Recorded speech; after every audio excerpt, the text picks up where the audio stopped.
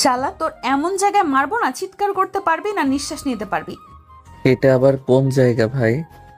বুঝতে পারছিস না কোথায়? তোর মিডিলে। আমিও আপনার এমন জায়গায় এমন জায়গায় মারবো যে মেয়েটা আমার দিকে তেড়ে এলে ওর বান্ধবীরা ধরে নেয়। চিনিস তুই আমাকে, আমি কে? আপনাকে চিনে আমার লাভ আছে?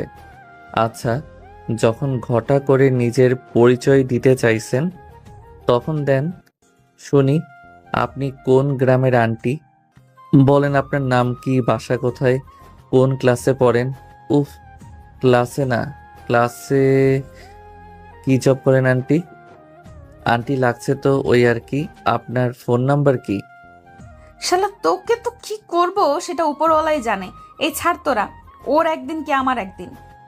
আন্টি এত চেতেন কেন? আর আপু, আপনারা ছাড়বেন না? যে রাক্ষসী টাইপের, না জানি আমাকে পেলে কি করে। শালা তুই কাকে আন্টি বলিস? তুই আন্টি, তোর 14 গোষ্ঠী আন্টি। আন্টি এত রাখছেন কেন? আর আপনি না আপনার পরিচয় দিবেন বললেন? মেয়েটা ওদের থেকে ছাড়া পেতেই দিলাম দৌড়। পিছনে ফিরে দেখি রাকিবও আসছে। চলেন, হয়েছে এটা কি বলি। কলেজের বড় আপুরা এক জায়গায় বসে আড্ডা দিচ্ছে, আমরা দুই বন্ধু ওখানে দিয়ে আসছি। তখন দেখ তো আমি কত সুন্দর, কলেজে কত ছেলে আমাকে দেখে ক্রাশ খায়, কত ছেলে পেছনে ঘুরে, তার ঠিক আছে? হুম। হঠাৎ কথা শুনে দাঁড়িয়ে বললাম, যেই না চেহারা, নাম রাখছে পেয়ারা, আর পচা জিনিসে একটু মাছি ভনভন বেশি করে। আমার কথা শুনে ওই মেয়ে বাদে বাকি মেয়েগুলো হেসে দিল। আর মেয়েটা অনেক রেগে গেল। রেগে বলল, কি বললি তুই? আমি পচা জিনিস? শালা তোকে তো আমি কি যে করব। আমি ভুল কি বলেছি বলবেন? আচ্ছা, আমি ভুল কোথায় বললাম বুঝতে পারছি না। সে যাই হোক, দৌড়িয়ে অনেক ক্লান্ত, থামতে গিয়ে হঠাৎ করে কারোর উপর পড়ে গেলাম। সামনে তাকিয়ে দেখি একটা মেয়ে। মেয়েটা মাশাআল্লাহ অনেক সুন্দর, আর আমার মুখটা মেয়েটার বুকের উপর পড়েছে। মেয়েটা ধাক্কা দিয়ে সরিয়ে উঠে গেল। তারপর আমি উঠতেই ঠাস ঠাস থাপ্পড় খেয়ে তো আমি চোখে সরিষার ফুল দেখতে শুরু করেছি। মাথা ঝাঁকিয়ে ঠিক হতে যাব, তখন আবারও থাপ্পড় পড়ে গেল। একটু পরে মাথা ঝাঁকিয়ে ঠিক হলাম, দেখি ওই মেয়েটি, আর যার উপর পড়েছি ওই মেয়েটা রাগীভাবে তাকিয়ে আছে। আজকে যে আমার কপালে কি আছে আল্লাহ জানেন। আমার জীবনের প্রশ্ন, এখান থেকে এখন কেটে পড়াই ভালো। আবার পালাতে যাব, তখন দুইজনে দুই হাত ধরে নিল, মাম্মি আমাকে বাঁচাও। পালিয়ে যাবি কোথায়? আমার ভুল হয়ে গেছে আপু, মাফ চেয়ে নেন। না মানে, মাফ করে দেন। বুঝতে পারছি তুই কেমন ছেলে, তোকে এমন ভাবে সোজা করা যাবে না। এই তোর আব্বুর নাম্বার দে। ইমোশনাল হয়ে বললাম, আপু, আমার আব্বু নেই, নাম্বার কোথা থেকে দিব? সরি রে। আচ্ছা যা তাহলে, আর এমন করবি না। শ্রাবণী, ছেড়ে দে এটাকে। শালা, এই হারামজাদা, চোখ খুলে কি দৌড়াস নাকি? বাদ দে, ও আমার তাড়া খেয়ে দৌড়ানি দিচ্ছিল। ধন্যবাদ আপু। আচ্ছা আপু, আপনার নাম কি? ইসরাত জাহান ইরা। তোমার নাম কি? আকাশ আহমেদ নীল। যাই আপু। ছেড়ে দিতেই দৌড় দিলাম। কিছু দূর এসে এক জায়গায় দাঁড়িয়ে হাঁপাতে লাগলাম। বাপের বাপ, অনেক বড় বাঁচান বেঁচেছি, না হলে আজকে আমার কি যে অবস্থা হতো। হঠাৎ পিছন থেকে কেউ পিঠের উপর হাত রাখলো। ভয় পেয়ে বললাম, আপু, আমি আবার কি করলাম? প্লিজ আপু, ছেড়ে দেন। আমি আর আপনাদের কিছু বলবো না। আপনাদের কেন, কোনো মেয়েকে কিছু বলবো না।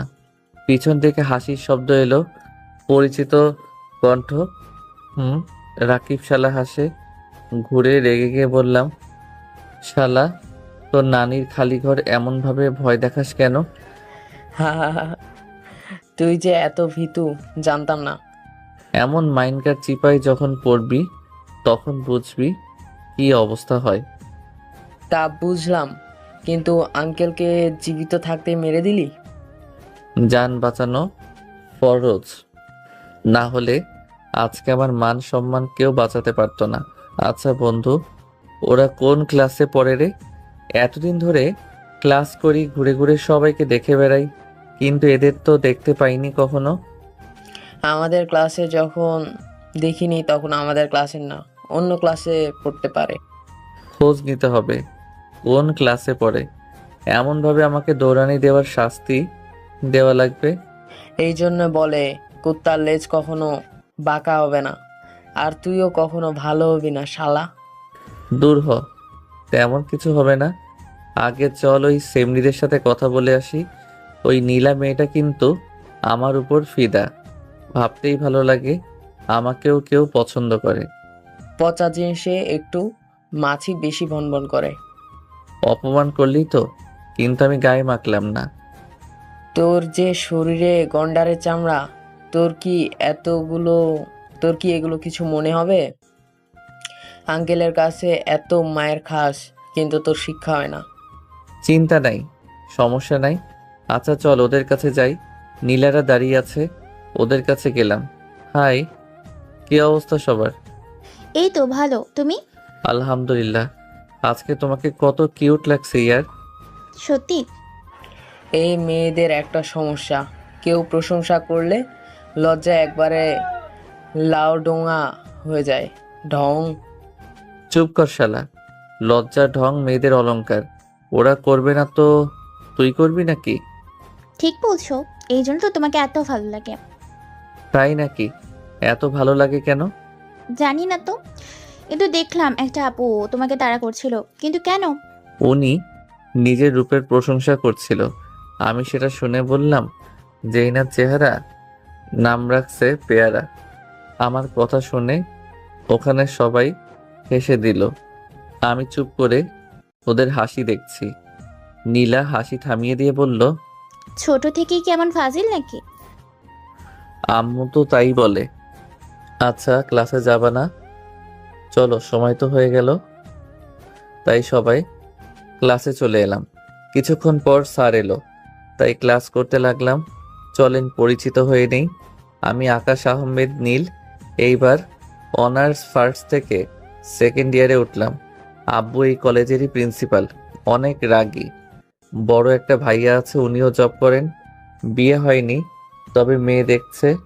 আর আম্মু আর কি করবে, বাসায় গৃহিণী। ক্লাস শেষ করে বাসায় ফিরছি, তখন সামনে তাকিয়ে দেখি ওই আপুগুলো যাচ্ছে। এটা দেখে রাকিব বলে উঠল। এই যে আন্টি, দাঁড়ান দাঁড়ান। রাকিব বলেই ঘুরে গেল, আর রাকিবের কথা শুনে মেয়ে গেল আমার দিকে তাকালো। শালা কি বাসটাই না দিল। আমার তো প্রাণ পাখি যায় যায় অবস্থা। মেয়েটা রেগে আমার কাছে এলো, মনে হয় গালের উপরে কয়েকটা থাপ্পড় পড়লো। কি পড়লো? ভয়ে চোখ বন্ধ করে নিয়েছি। অনেকক্ষণ চোখ বন্ধ করে আছি, কিন্তু মেয়েটা কিছু বলছে না। একটা চোখ খুলে তাকিয়ে দেখি মেয়েটা আমার অবস্থা দেখে মিটমিট করে হাসছে। দুই চোখ খুলতেই মেয়েটা বলল, তখন ওভাবে মিথ্যা বললে কেন যে তোমার আব্বু নেই? না আসলে ভয় পেয়ে, আপনাদের থেকে বাঁচার জন্য। একটা কথা বলবো না, মানে যদি রাগ না করেন তাহলে। বলো শুনি। আপনার এমন মিটমিট হাসিটা অনেক সুন্দর। আপনার গালে টোল পড়ে, এতে আরো সুন্দর দেখাচ্ছে। বড় আপুদের সাথে লাইন মারার চেষ্টা করছো, এটা কি ঠিক হচ্ছে? একটু দূরে দাঁড়িয়ে বলল, কিসের কিসের সিনিয়র কিসের জুনিয়র, লাইট অফ দেন, সব কিছু সমান। বলেই উল্টো দিকে দিলাম দৌড়। জানি ওখানে থাকলে মাইর খেতেই হবে। একটু দূরে এসে দাঁড়িয়ে দেখলাম মেয়েটা একটু তাকিয়ে থেকে চলে গেল। আমিও চলে এলাম। রাকি ভালাই তো আগেই কেটে পড়ে আছে। তারপর কলেজ থেকে বাইরে আসতে দেখি রাকিব দাঁড়িয়ে দাঁড়িয়ে সিগারেট খাচ্ছে। কাছে গিয়ে বললাম, হালা, সবসময় আমাকে বাস দেওয়ার জন্য প্রস্তুত থাকিস, কিন্তু সত্যি বলতে ভাই মেয়েটার হাসি দেখে ক্রাশ খেয়েছি। বাহ, ভালোই তো। আচ্ছা রেস্টুরেন্টে চল, খাওয়াবো। কোন খুশিতে? বাইকে ওঠ, তারপর বলছি। রাকিব বাইকে উঠে বসলো। তারপর আমি উঠে বসতেই চালাতে লাগলো। এবার বল কি জন্য খাওয়াবি? আমার এক্সের সংসার গেছে। এটা কোনো খুশির কথা হলো? যদিও একটু একটু ওই শালি তো আবার বড়লোক দেখে গেছিল। বর্তমানে এমন হয়েছে, মানুষ একসাথে সব কিছুই চাইতেছে। ভালোবাসাও চাচ্ছে, অনেক টাকা পাওয়া ছেলেও চাচ্ছে। ওর প্রতি তো আমার ভালোবাসা আর সময় দেওয়া কম ছিল না, শুধু টাকা ছিল না, খুব দামি দামি গিফট করতে পারতাম না। তাই শালি টাকাওয়ালা দেখে বিয়ে করে নিল। শুনলাম বরের নাকি ওকে সময় দেয় না, ভালোবাসে না। কি বলবো বল, মানুষের ধর্মই হয়তো এখন এমন হয়ে গেছে। মানুষ বুঝতে চায় না শুধু টাকা থাকলেই সুখী হওয়া যায় না, ভালোবাসা, কেয়ার এইগুলোও প্রয়োজন হয়। তারপর একটা রেস্টুরেন্টে এলাম। তারপর খাওয়া শেষ করে বাসায় এসে ফ্রেশ হলাম। আম্মু খাবো না, বাইরে থেকে খেয়ে এসেছি। বাসায় খাবার রেখে বাইরে খাওয়া আসা, তাই না? দাঁড়া, তোর আবুকে আর ভাইয়াকে তোর হাত খরচ দিতে বন্ধ করতে বলছে।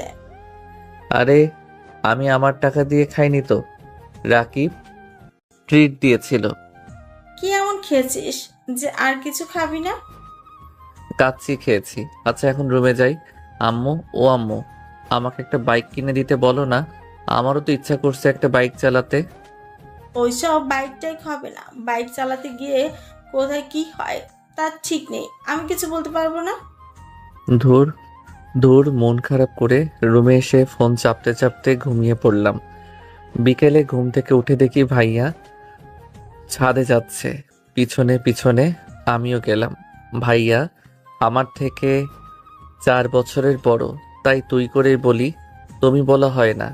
এই জন্য আব্বুর কাছে কত বকা খেয়েছি তার ঠিক নেই। বিধিবাম ওই কথায় আছে না, স্বভাব যায় না মলে, কয়লা যায় না ধুলে। ভাইয়া, এই ভাইয়া শোনো না, তোর আবার কি হলো? আব্বুকে বলো না বাইক কিনে দিতে, আমারও তো ইচ্ছা করছে বাইক চালাতে। বলো না আব্বুকে। আমি এসব পারবো না, যা ভাগ এখান থেকে। বিষয়টা মাথায় রাখলাম, যদি আমার কাছে কিছু চাইতে আসিস তাহলে সেদিন আমিও দেখে নিব তোরে। রাগ দেখিয়ে ওখান থেকে চলে এলাম।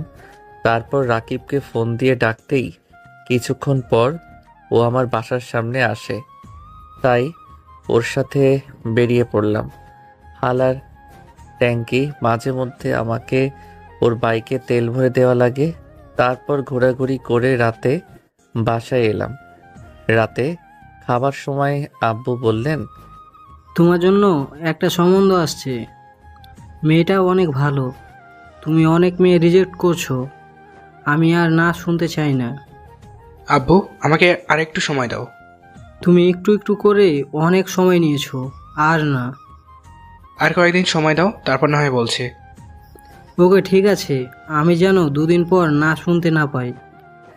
এমনভাবে কথা বলে মনে হয় যেন দাদি কখনো মুখে মধু দেয়নি। সবসময় এমনভাবে কথা বলে, মুখে রস খস কিছু নেই। আমার কথা শুনে রেগে তাকালো। আমি মাথা নিচু করে খেতে লাগলাম। আম্মু আর ভাইয়া মিটমিট করে হাসছে। তোকে কি যে বলবো রে, এত ব্যাহা কেন তুই? আপনার হাতের মায়ের খেয়ে খেয়ে এই অবস্থা হয়েছে। আচ্ছা আব্বু, একটা কথা বলি, আমাকে একটা বাইক নিয়ে দেন না। আমার কথা শুনে রেগে তাকালো, তাই আর কিছু বলার সাহস হলো না। তারপর চুপচাপ খেয়ে থেমে চলে এলাম। কিছুক্ষণ পর পড়ছি, তখন দেখলাম ভাইয়া আমার রুমে এলো, তারপর আবার চলে গেল। একটু পরে আবার এলো। কিরে, কিছু কি বলবি? তোকে একটা কথা বলার ছিল, কিন্তু কিভাবে যে বলবো বুঝতে পারছি না। তোর কথা আমি শুনবো না? তুই বিকেলে আমার সাথে কি ব্যবহার করেছিস মনে আছে? ভাই, আমার ভুল হয়েছে। অত কিছু বাদ দিয়ে বল, কি হয়েছে? আমি একটা মেয়েকে ভালোবাসি, আমি ওকে বিয়ে করতে চাই, তাই এসব বিয়ে রিজেক্ট করে দিচ্ছি। সেটা আগেই সন্দেহ করেছিলাম, তো আমি কি করতে পারি? আমি কিছু করতে পারবো না। ভাই প্লিজ, এমনভাবে বলিস না। পারলে তুই আব্বুকে রাজি করাতে পারবি। আব্বুর সামনে আমার দাঁড়ানোর সাহস পাবো না। প্লিজ ভাই, ফিরিয়ে দিস না। আমি কি করতে পারি বল? আমাকে কি করতে হবে আর বিনিময়ে আমি কি পাবো? তুই বাইক চাইছিলি না, আমি তোকে নিয়ে দিব। আরে তাহলে কিস বাত কা দেরি। কিন্তু তুই যে আমাকে সত্যি বাইক নিয়ে দিবি তার গ্যারান্টি কি? যদি সত্যি বাইক নিয়ে দিস তাহলে আব্বুকে যেভাবেই হোক ম্যানেজ করার দায়িত্ব আমার। সত্যি সত্যি সত্যি, 3 সত্যি বলছি, দিব মানে দিব। তাহলে আগামীকাল বাইক দিবা, তারপর আব্বুকে বলবো। তোর বিশ্বাস হচ্ছে না? আমাকে বিশ্বাস হয় না তোর? না, তোকে আমার বিশ্বাস হয় না। তুই পরে পাল্টি খেতে পারিস, তোর বিশ্বাস নেই। আর শোন, আগামীকাল বাইক নিতে যাবি আর তোর গার্লফ্রেন্ডকে দেখাবি, তারপর আব্বুকে রাতে আমি বলবো। তোর কি গ্যারান্টি আছে আব্বুকে রাজি করাবি? যদি আমার উপর তোর ভরসা না থাকে তাহলে যা তুই, আর আমিও দেখি তুই ওই মেয়েটিকে কিভাবে বউ করে এই বাসায় নিয়ে আসিস। সুযোগ পেয়ে এমনভাবে ব্ল্যাকমেল করবি? আহা, বুঝো না, দুধু খাও। রাজি হলে বলো, না হলে তুই যেতে পারিস, আমি পড়বো। যা ভাগ আমার রুম থেকে। ঠিক আছে, তোকে আগামীকালকেই বাইক কিনে দিব। ওকে, নিশ্চিন্তে গিয়ে ঘুমিয়ে পড়, তোর কাজ হয়ে যাবে। ভাইয়া চলে গেল। আমি পড়াতে মন দিলাম, অনেক খুশি খুশি লাগছে। যাক, অনেক দিনের ইচ্ছা পূরণ হবে। তারপর কিছুক্ষণ পরে ঘুমিয়ে পড়লাম। পরের দিন সকালে ঘুম থেকে উঠে ফ্রেশ হয়ে নাস্তা করতে এলাম। দেখি আব্বু ও ভাইয়া সবাই আছে। তাই বললাম, আব্বু আপনার জন্য একটা সুখবর আছে। তুই এবার আমাকে কি সুখবর দিবি? ওটা রাতে দিব। আর কিছু কথা হলো না। তারপর খাওয়া দাওয়া শেষ করে যে যার মতো চলে গেল। ভাইয়া তার অফিসে আর আমি কলেজে যাওয়ার জন্য রেডি হয়ে নিলাম। আর আব্বুও কলেজে যাওয়ার জন্য রেডি হচ্ছে। আব্বু তার গাড়ি নিয়ে যায় আর আমি রাকিবের বাইকে যাই। কিছুক্ষণ পর রাকিব বাইক নিয়ে আসতেই উঠে পড়লাম। ভাই চিন্তা নাই, আমিও বাইক পেয়ে যাব আজকে। তাই নাকি? কিভাবে?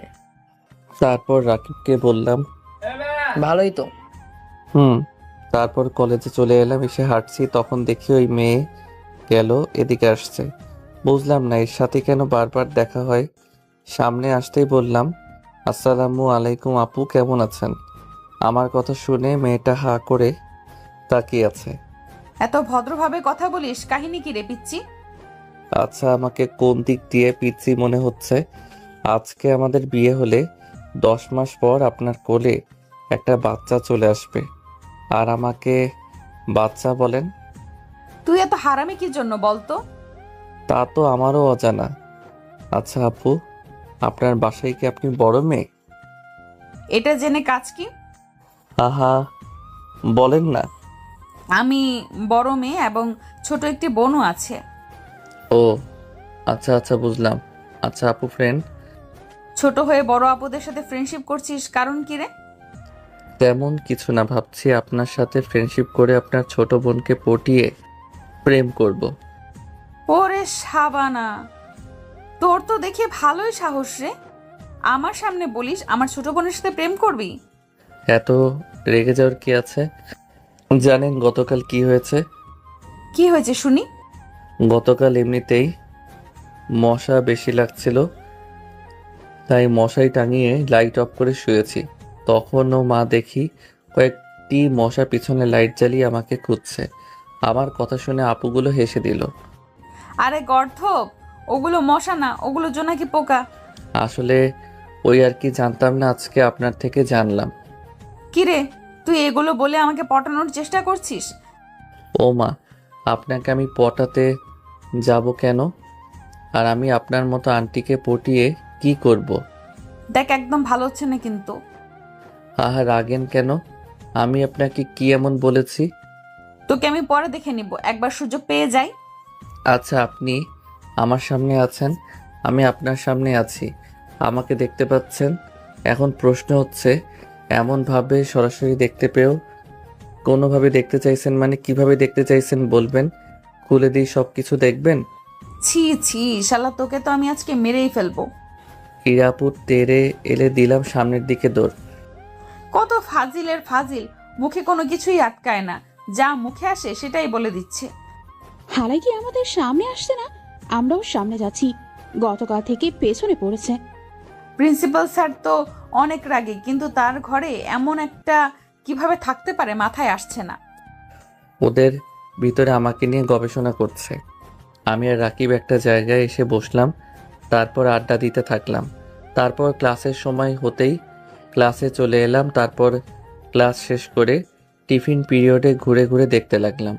ঘুরতে ঘুরতে এক কর্নারে বসলাম, দেখি ইরা আপু এবং ওনার বান্ধবীগুলো এদিকে আসছে। এসেই, তোরা দুজন এখানে কি করছিস? তোরা তো এখানে বসে থাকিস না, আজকে এখানে কেন? ওঠ এখান থেকে। উঠবো কেন? আমরা এখানে বসি, তোর এখান থেকে উঠ। আপনাদের এখানে কি রেজিস্ট্রি করা নাকি? উঠবো না, আপনারা এখান থেকে যান। উঠ বলছি। উঠবি না লাঠি হাতে নিব? ওয়ার্ডা কথাবার্তা। আপনাদের এই জায়গা কি রেজিস্ট্রি করে নাকি আপনারা বলবেন আর উঠে চলে যাব? ইরা আপু হাত ধরে টানতে লাগলো। বুঝলাম না এই জায়গায় কি আছে যে এদের এখানেই বসতে হবে। উঠাচ্ছে একটা সুযোগ নিয়ে নিই। হাত ধরে টানতেই উঠে ইরা আপুর উপর ঝুঁকে পড়ি। ইরা আপু নিজেকে সামলাতে না পেরে নিচে পড়ে যায়, আর আমি ওনার উপরে পড়লাম। ইচ্ছা করে এমনভাবে পড়লাম যে ইরা আপুর ঠোঁটের উপরে আমার ঠোঁট। সুযোগ বুঝে একটা কিসই করে নিলাম। হঠাৎ এমন কিছু হবে ইরা আপু বুঝতেই পারিনি, তাই এক দৃষ্টিতে আমার দিকে তাকিয়ে আছে। যখন বুঝলো তখন ধাক্কা দিয়ে সরিয়ে দিয়ে উঠে গেল। আমি উঠতেই ঠাস ঠাস করে দুইটা পড়ে গেল গালে। দুই গালে হাত দিয়ে চুপচাপ তাকিয়ে আছি। মারলেন কেন? ইরা আপু ঠোঁট মুছতে মুছতে বলল, তুই এটা কি করলি? সব দোষ আপনার। আপনি তো আমাকে ধরে টানাটানি করলেন।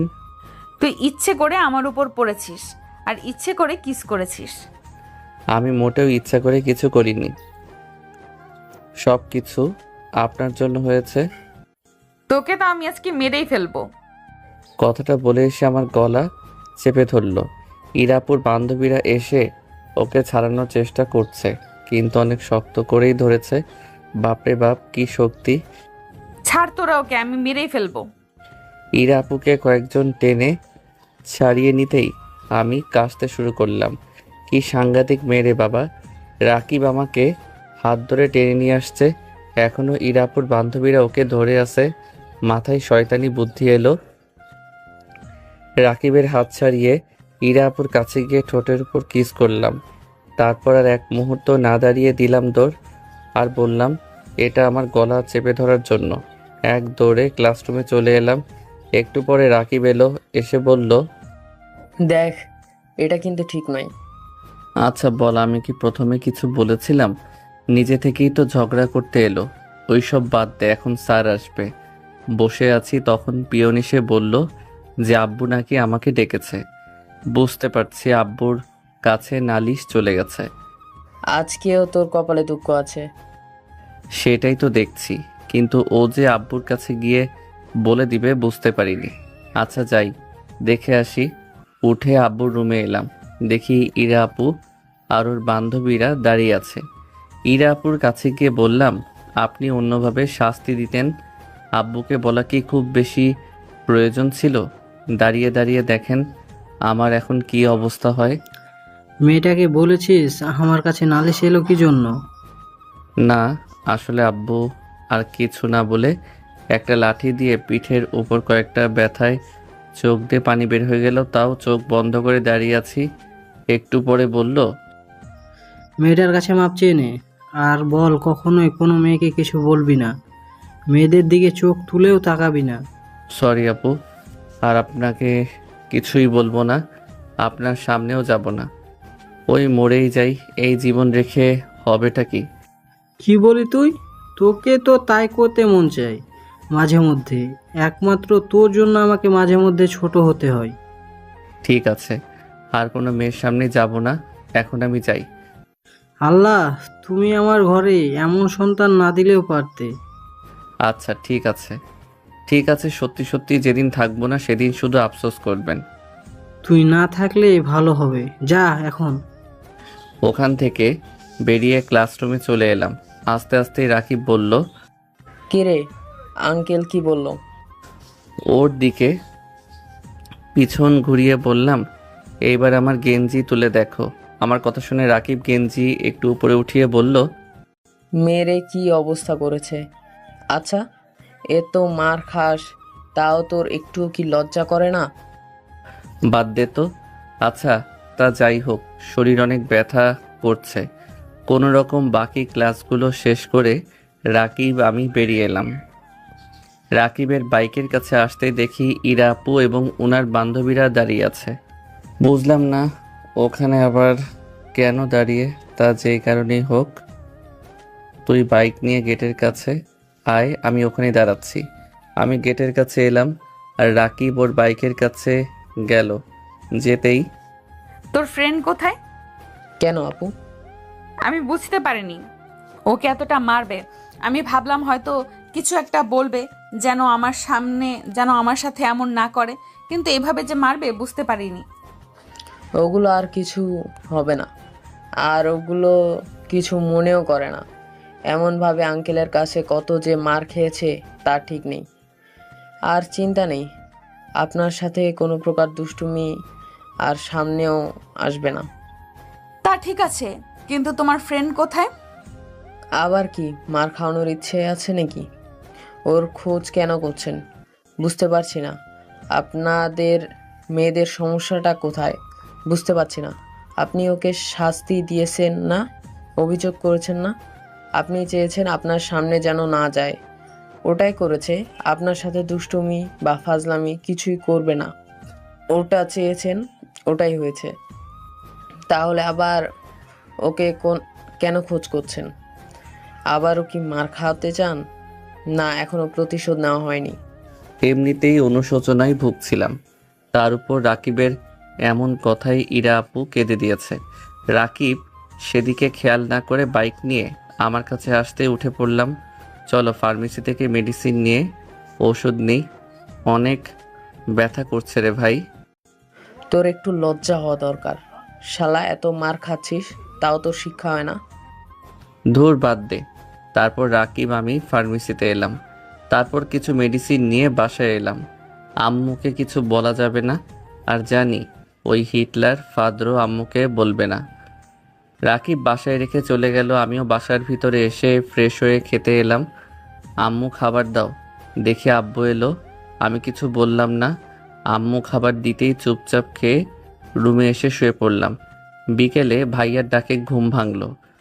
ঘুম থেকে উঠে বললাম, কি হয়েছে, ডাকিস কেন? আব্বুর কাছে আবার মার খেয়েছিস তাই না? কখন মার খেয়েছিস? নিশ্চিত কলেজে। বাদ দে তো। আচ্ছা চল বাইক নিতে চল। ওষুধ খেয়েছিস? আম্মু জানে বিষয়টা? বাদ দে তো, ওইসব আর আম্মু জানে না, এই সব কিছু বলিনি।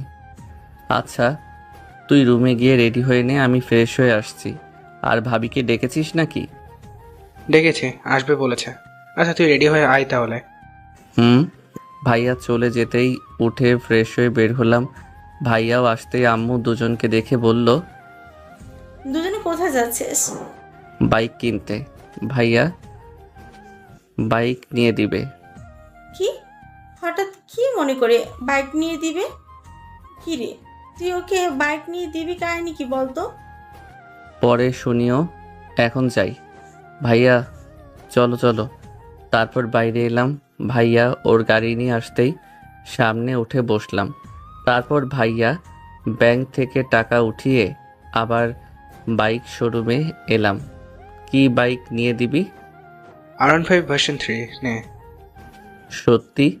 আমি ভাবলাম হয়তো 2 লক্ষ এর মধ্যে নিয়ে দিবি। তুই আমার সোনা মোনা ভাই, ধন্যবাদ তোকে। হয়েছে হয়েছে, এবার ভিতরে চল। তারপর বাইকের শোরুমের ভিতরে এলাম। বাইক নিয়ে সব কিছু ঠিক করতে অনেক সময় হয়ে গেল। ভাইয়ার ফোন বেজে উঠলো। ফোন রিসিভ করে কার সাথে যেন একটু কথা বলল, তারপর এসে বলল, ওরা চলে এসেছে। ওরা বলতে কে কে আছে? ও আছে আর ওর ছোট ভাই এবং ও চাচাতো বোন আছে। ও আচ্ছা, এদিকের কাজ তো শেষ, কিন্তু ভাইয়া লাইসেন্সটা, ওটার টাকা আমি কোথায় পাবো? চিন্তা নেই, ওটাও আমি দিব। এদিকের কাজ শেষ, হাজির রেস্টুরেন্টে চল, ওখানে ওরা আছে। ওকে। ভাইয়া ওর গাড়ি নিয়ে চলে গেল, আমিও বাইক নিয়ে ওখানে এলাম। তারপরে ভিতরে গেলাম, দেখি ভাইয়ারা বসে আছে। আমি ওদের কাছে গিয়ে একটু অবাক হলাম। ইরা আপুর আছে, অন্য একটা মেয়েকে দেখে সালাম দিলাম। আসসালামু আলাইকুম ভাবি, কেমন আছেন? কিভাবে বুঝলে আমি তোমার ভাবি? ওই মেয়েটাও তো হতে পারে। আগে জি না, ওনাকে আমি চিনি, আমাদের কলেজে পড়ছে, এক ক্লাস সিনিয়র। ও আচ্ছা, বুঝলাম। তাহলে তো ওকে আর পরিচয় করিয়ে দিতে হবে না, এবং এটা আমার ছোট ভাই। বুঝলাম, নাইস টু মিট ইউ। তারপর ওদের সাথে আলাপ জমালাম। ভাইয়া এর ভিতরে অর্ডার দিয়ে এসেছে। কথা বলতে বলতে খাবার এলো। ইরা আপু কেমন করে যেন বারবার তাকাচ্ছে। ভাবি, আপনার চাচাতো বোন কেমন করে বারবার যেন তাকাচ্ছে, মনে হচ্ছে আমাকে পছন্দ হয়েছে। তাই নাকি? কিরে এরা, পছন্দ হয়েছে নাকি? একে তোমার পছন্দ হবে? আমার পছন্দ এতটাও খারাপ না। কিন্তু বারবার এমন তাকাচ্ছিস কেন? সেটা আমিও লক্ষ্য করেছি। এমনিতেই তাকাচ্ছি। মুচকি হাসলাম। তারপর খাওয়াতে মন দিলাম। খেতে খেতে বললাম, ভাবি হিসেবে পছন্দ হয়েছে, চিন্তা করিও না, তোমাদের বিয়ে পাকা। কিন্তু ভাবি, একটা বিয়ে না মানে তোমার ছোট একটা বোন থাকলে ভালো হতো। কেন? এই যে এরা আছে। আরে এনাকে পছন্দ হচ্ছে না, আন্টি আন্টি ভাব। শালা, কিস করার সময় তো ঠিকই করিস, আর এখন আবার আন্টি আন্টি বলছিস? তোকে যে কি করতে মন চাচ্ছে, এখানে আবার গলা টিপে ধরি। খাওয়া শেষ হতেই আর একটু কথা বলে ভাইয়া আর আমি বাসায় চলে আসলাম। বাসায় আসতে আম্মু আর আব্বু বাইরে এলো। আব্বু রেগেই বলল, এই অকর্মাকে কি জন্য বাইক নিয়ে দিলি? অনেক দিনের ইচ্ছা ওর, আপনি বললে তো আর দিবেন না, তাই আমি দিলাম। সে যাই হোক, বাইকটা কেমন হয়েছে? ভালোই তো হয়েছে, আচ্ছা ভেতরে আয়। তারপর বাইক গ্যারেজে রেখে বাসায় এলাম। তারপর ফ্রেশ হয়ে পড়তে বসলাম। শরীরটা অনেক গরম, মনে হচ্ছে হয়তো মায়ের চোটে জ্বর চলে আসবে। কিছুক্ষণ পরে খাবার জন্য ডাকলো, তাই গেলাম। আম্মু, ভাইয়ার জন্য যেই মেয়েটাকে দেখেছে ওটার পিক আছে না, নিয়ে আসো তো। তুই কি করবি? আহা, নিয়েই আসো না। আম্মু আমার কথা শুনে চলে গেল। তারপর আমার হাতে দিতেই আকাশ থেকে পড়ার অবস্থা। আরে এটা তো ভাইয়ার গার্লফ্রেন্ড। আমি পিক দেখে হাসতে লাগলাম। আমার হাসি দেখে আম্মু আব্বু ভাইয়া অবাক হয়ে তাকিয়ে আছে আর হাসির কারণ খুঁজছে। হাসছিস কেন? ভাইয়া, তোর টাকাটা লস লেগে গেল রে। তুই যদি মেয়েটাকে দেখতি তাহলে তোর লস লাগতো না। মানে, তোর কথা ঠিক বুঝলাম না। ভাইয়ার দিকে পিকটা এগিয়ে দিলাম। ভাইয়া পিক দেখে আমার দিকে বড় বড় চোখ করে তাকালো। আমি আবার হাসতে লাগলাম। ইস, তুই যদি আব্বুর দেখা মেয়েটাকে দেখতি তাহলে তোর এতগুলো টাকা লস লাগতো না রে, তোর অ্যাকাউন্টে ঠিক জমা হয়ে থাকতো। আম্মু, তুমি আমাকে পিকটা আগে দেখালে কি হতো? আমার এতগুলো টাকা পয়সা যেত না। তোদের কথা বুঝতে পারছি না। তোরা কি কেউ বলবি কি হয়েছে? আরে শোনো, যেই মেয়েটাকে আব্বু পছন্দ করেছে সেটা ভাইয়ার গার্লফ্রেন্ড। পিক না দেখে আমার সাথে গেছে ডিল করতে, যেন আমি আব্বুকে ওর গার্লফ্রেন্ডের সাথে বিয়ে দিতে রাজি করাই, আর ও আমাকে বাইক দিবে। কিন্তু আব্বু যে ওর গার্লফ্রেন্ডকেই ভাইয়ার বউ হিসেবে পছন্দ করেছে সেটা ও জানতো না, আর আমিও না। ইসরে ভাইয়া, তোর লস লেগে গেল রে। ও বাইক দিয়েছে? দিয়েছে অন্য কাউকে তো দেয়নি, ওর ছোট ভাইকে দিয়েছে। এখানে লাভ লোকসানের কথা কোথা থেকে আসছে? তাহলে কি বিয়ের কথা পাকা করব? সেটার বলতে তাড়াতাড়ি বিয়ের ডেট ঠিক করো। দেখছো না বিয়ের চিন্তায় চিন্তায় কেমন যেন হয়ে যাচ্ছে। তুই কিন্তু এখন বেশি বকবক করছিস। আচ্ছা ঠিক আছে। তারপর খাওয়া দাওয়া শেষ করে রুমে এসে একটু পরে মেডিসিন খেয়ে ঘুমিয়ে পড়লাম। মাঝরাতে শরীরটা অস্থির হয়ে গেছে, মাথা ব্যথা, শরীরের অনেক ব্যথা করছে, জ্বর চলে এসেছে। আম্মুকে ফোন দিলাম, বেশ কয়েকবার ফোন দেওয়ার পর রিসিভ করলো। আম্মু, আমার রুমে আসো, জ্বর চলে আসছে। কি? দাঁড়া, এক্ষুনি আসছে। ফোন কেটে দিলাম। একটু পরে আম্মু এলো, সাথে পানি আর ন্যাকড়া ওষুধ নিয়ে এলো। কখন থেকে এমন অবস্থা? খুব বেশিক্ষণ হয়নি, তবে সন্ধ্যা থেকে শরীরটা গরম হয়েছিলাম। আম্মু ওষুধ দিল, ওগুলো খেয়ে নিলাম। তারপর বেশ কিছুক্ষণ ধরে মাথায় জলপট্টি দিতে লাগলো। কিছুক্ষণ পরে জ্বর কমলে আম্মু চলে গেল। আব্বু যে মেরেছে ওটা বলিনি, আর একটু স্যান্ডো গেঞ্জি পরেছিলাম, তাই আম্মু মায়ের দাগ দেখতে পাইনি। তারপর আমারও ঘুম আসলে ঘুমিয়ে পড়লাম। পরের দিন সকালে রাকিবকে ফোন দিয়ে বললাম কলেজ যেতে পারবো না, জ্বর আসছে। সারা দিন বাসা থেকে বের হইনি, বিছানা ছেড়ে উঠতেই পারিনি। বিকেলে রাকিব এসে কিছুক্ষণ আড্ডা দিয়ে গেল। সারাদিন চলে গেল। রাতে খাবার খেতে গেলাম, তখন আম্মু বলল, মেয়ের বাবার সাথে কথা হয়েছে 20 তারিখে বিয়ে, মানে আর 10 দিন আছে। তারপর আর কথা বলতে বলতে খাওয়া শেষ করলাম। তারপর খাওয়া শেষ করে ওষুধ খেয়ে শুয়ে পড়লাম। বেশ কিছুক্ষণ পরে ঘুমিয়ে পড়লাম। সকালে ঘুম থেকে উঠে ফ্রেশ হয়ে নাস্তা করলাম। আজকেও বাসায় শুয়ে বসে কাটিয়ে দিলাম। বিকেলে ভাইয়া আর রাকিবের সাথে গিয়ে বাইকের লাইসেন্স আর ড্রাইভিং লাইসেন্সের জন্য আবেদন করলাম। তারপর রেস্টুরেন্টে হালকা খাওয়া দাওয়া শেষ করলাম। ভাইয়া চলে গেল। আমি আর রাকিব আড্ডা দিয়ে রাতে বাসায় এলাম। কিছুক্ষণ পরে খেতে এলাম, তারপর খাওয়া দাওয়া শেষ করে রুমে এসে শুয়ে পড়ি। পরের দিন সকালে দুজনে বাইক নিয়ে কলেজে এলাম। তারপর এক সাইডে রেখে আমরা দুজনে যেখানে বসে আড্ডা দেই ওখানে গিয়ে বসলাম। নীলাকে দেখলাম, আমাদের দেখে আমাদের কাছে এলো। কি ব্যাপার, কেমন আছো? এখন শরীরের অবস্থা কেমন? আর জ্বর আছে? না, এখন জ্বর নেই, আলহামদুলিল্লাহ ভালো আছি। তুমি কেমন আছো? আলহামদুলিল্লাহ ভালো। তোমার ফোন নাম্বারটা দাও তো। এমনভাবে না দাঁড়িয়ে থেকে বসো। দাঁড়িয়ে আছো কেন?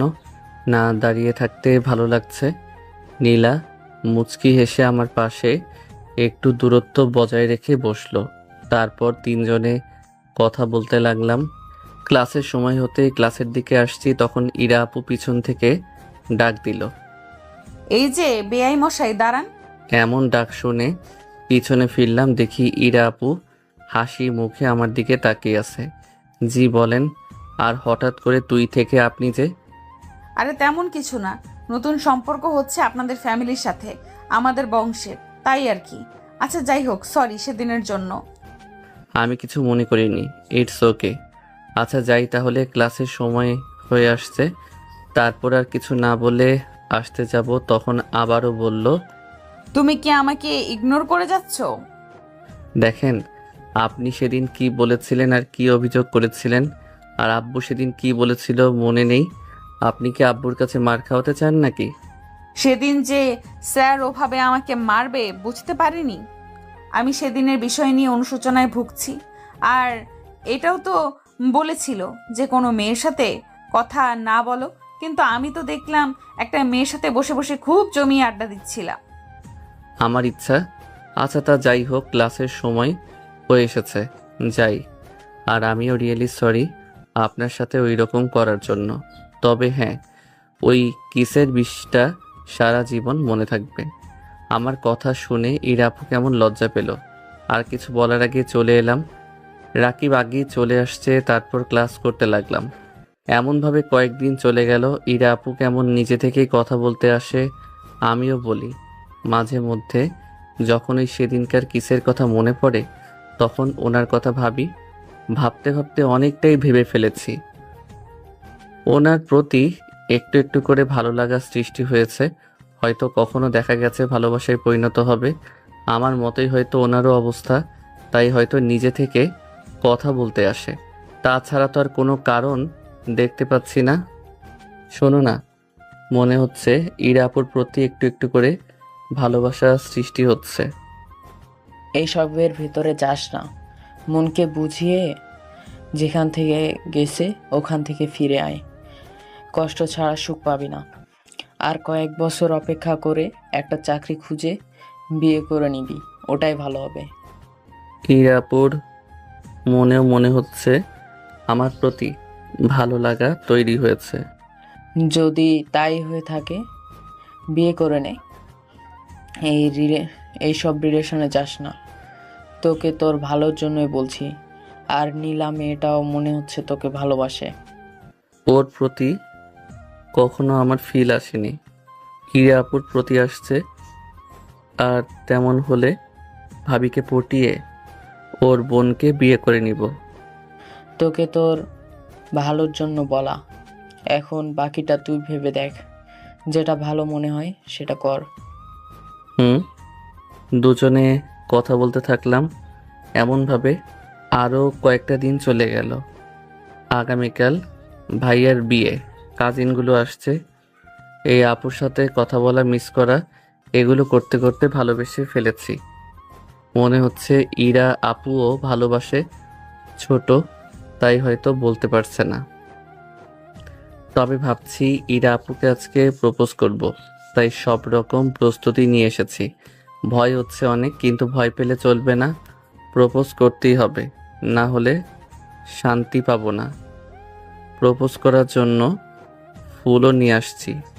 পিছনে এক গুচ্ছ গোলাপ ফুল নিয়ে ইরা আপুরা যেখানে বসে থাকে সেখানে গেলাম। যেতেই, কি রে, আজকে হঠাৎ কি মনে করে এসেছিস? আর এভাবে পেছনে হাত করে আছিস কেন?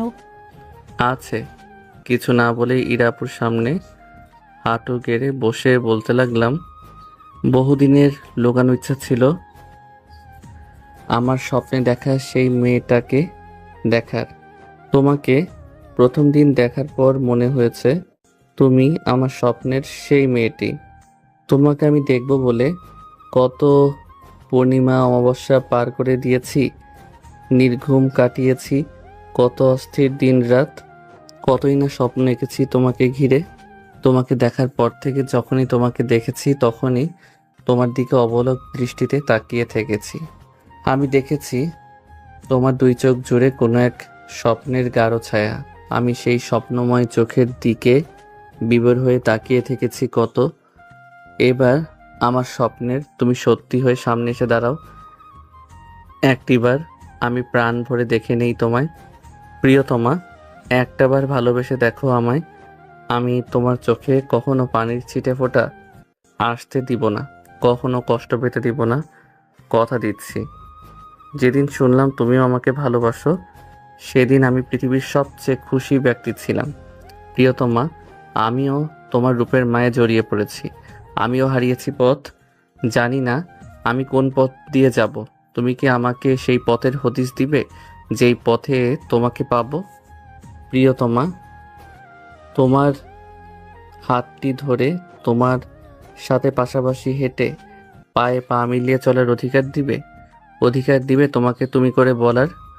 সবশেষে বলতে চাই প্রিয়তমা, তোমাকে ভালোবাসি। I love you. Do you love me? আমার কথা শুনে সবাই হাঁ করে তাকিয়ে আছে। আর ইরা আপু বসা থেকে উঠে গেছে। কিছু না বলেই গালের উপর ঠাস করে একটা পড়ে গেল। গালে হাত দিয়ে বোঝার চেষ্টা করছি বিষয়টা কি হলো। সাথে ইরাপুর বান্ধবীরাও অবাক হয়ে ওনার দিকে তাকিয়ে আছে। তোমার লজ্জা করছে না জুনিয়র হয়ে সিনিয়রকে প্রপোজ করতে? করছে না বলেই তো করলাম। আর সত্যি আপনাকে আমি অনেক ভালোবাসি।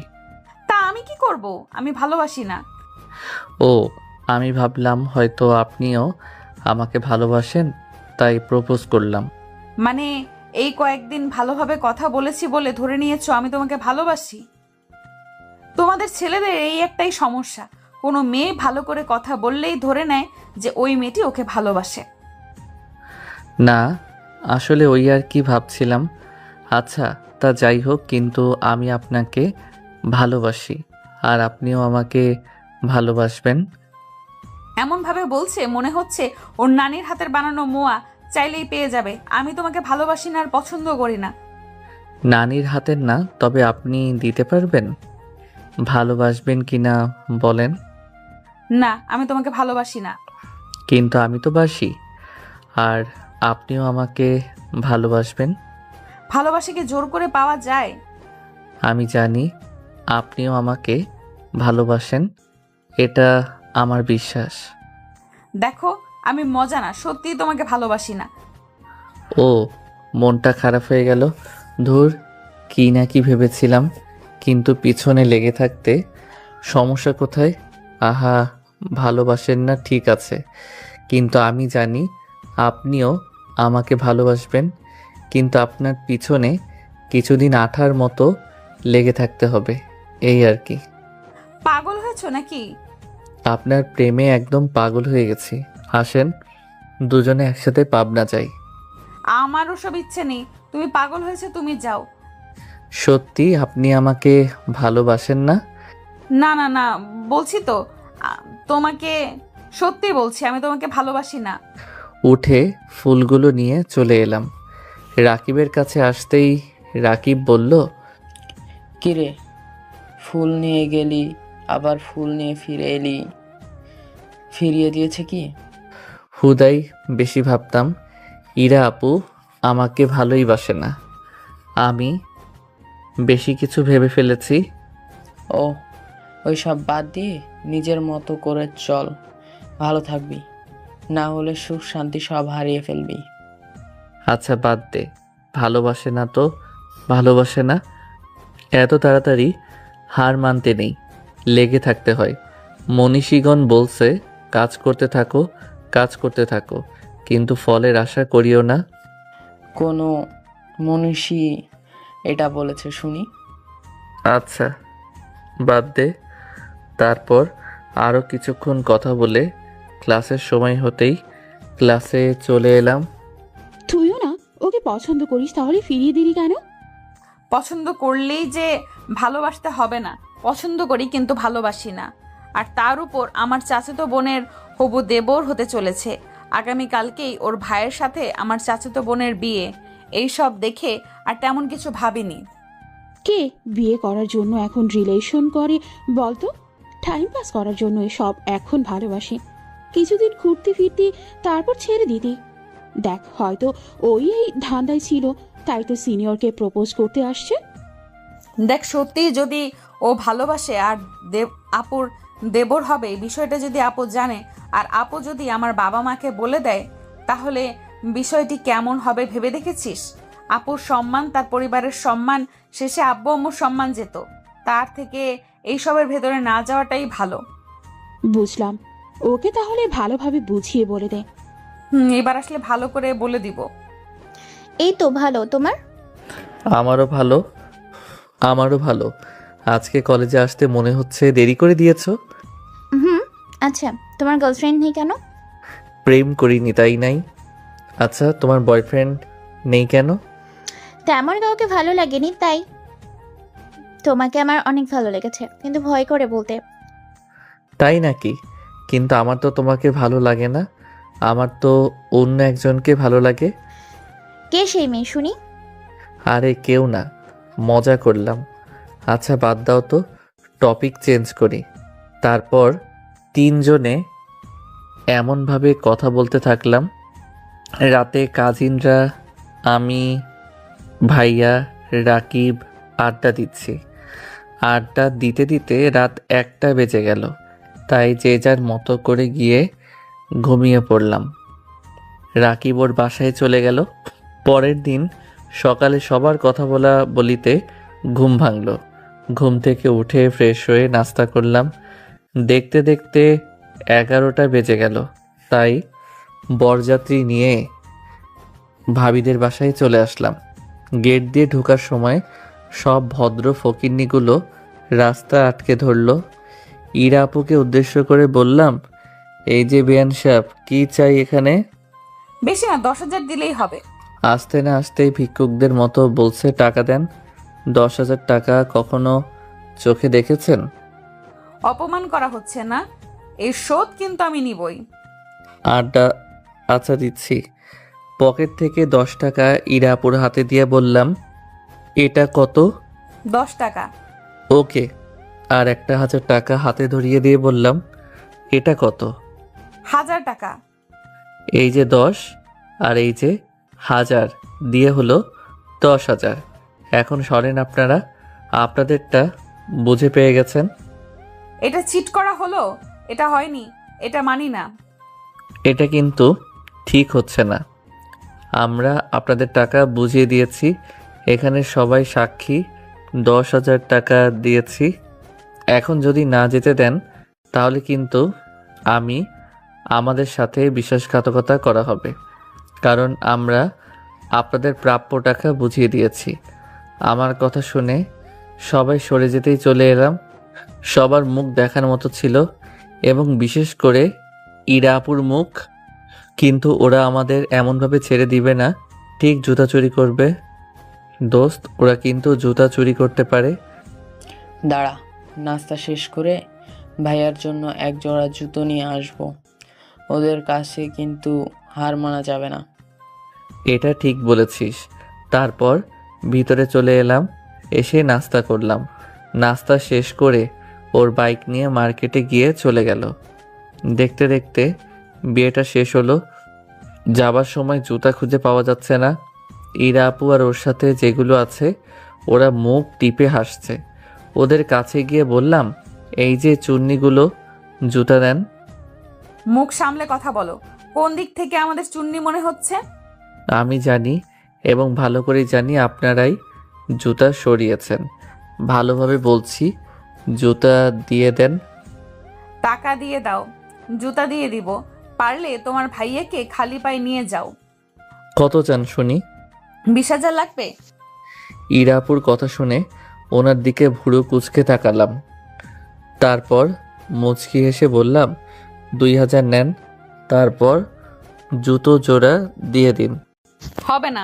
আচ্ছা যাও, 15,000 দাও, তাহলে দিয়ে দিব। 3,000 দিব, নিলে নে, না হলে এটাও পাবেন না। 10,000 দিলে হবে, না হলে দিব না। ওকে, 5,000 টাকা দিব, নিবেন? 10,000 টাকায় লাগবে, না হলে হবে না। রাকিবকে ইশারা করতেই রাকিব চলে গেল। আমি মুচকি হাসতে লাগলাম। 3 মিনিট পরে রাকিব এসে ভাইয়ার পায়ে এসে জুতা পরিয়ে দিল। ইরার দিকে তাকিয়ে বললাম, ওটাও আপনারা পেলেন না? ইরাপুর মুখটাও এবার দেখার মতো। ভাইয়া চলো এবার যাওয়া যাক। তারপর একে একে করে গিয়ে সবাই গাড়িতে উঠতে লাগলো। ভাইয়াদের গাড়ি বাদে, আর আমি আর রাকিব বাদে সব গাড়ি চলে গেছে। কারো জন্য দাঁড়িয়ে আছে মনে হচ্ছে। ভাইয়ার কাছে গিয়ে বললাম, কিরে, কার জন্য অপেক্ষা করছিস? ওকে, কথাটা শুনে তো আমার মনের ভিতরে লাড্ডু ফুটছে। আহা কি আনন্দ!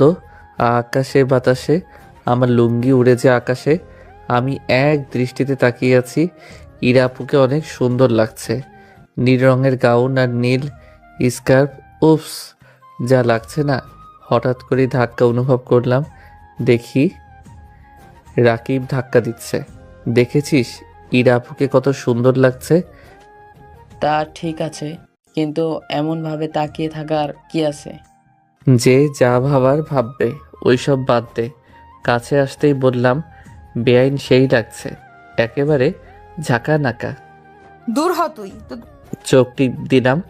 ইরাপু চোখ রাঙিয়ে গিয়ে ভাবির পাশে বসে গেল। তারপর সবাই চলে এলাম। বাসায় এসে বাসরঘর সাজানোর তোড়জোড় শুরু করলাম। বাসরঘর সাজাতে সাজাতে অনেক সময় চলে গেল। রাতে খাওয়া দাওয়া শেষ করলাম। ভাইয়া আর ওর বন্ধুরা ছাদে গিয়ে আড্ডা দিচ্ছে। ভাবলাম ভাইয়ার কাছে বাসরঘর সাজানোর জন্য টাকা নিব, কিন্তু পরে ভাবলাম থাক, দরকার নেই। এদিকে তো অনেক টাকাই দিয়েছে। দেখতে দেখতে রাত 12টা বাজলে ভাইয়া আসলো। ভাইয়া, কিছু দিবি না, এমনি চলে যাবি? বাসর ঘরের খরচটা তো দে। সকালে নিস, এখন যা সর। Best of luck. রাত তো অনেক হলো, আমিও গিয়ে ঘুমিয়ে পড়ি।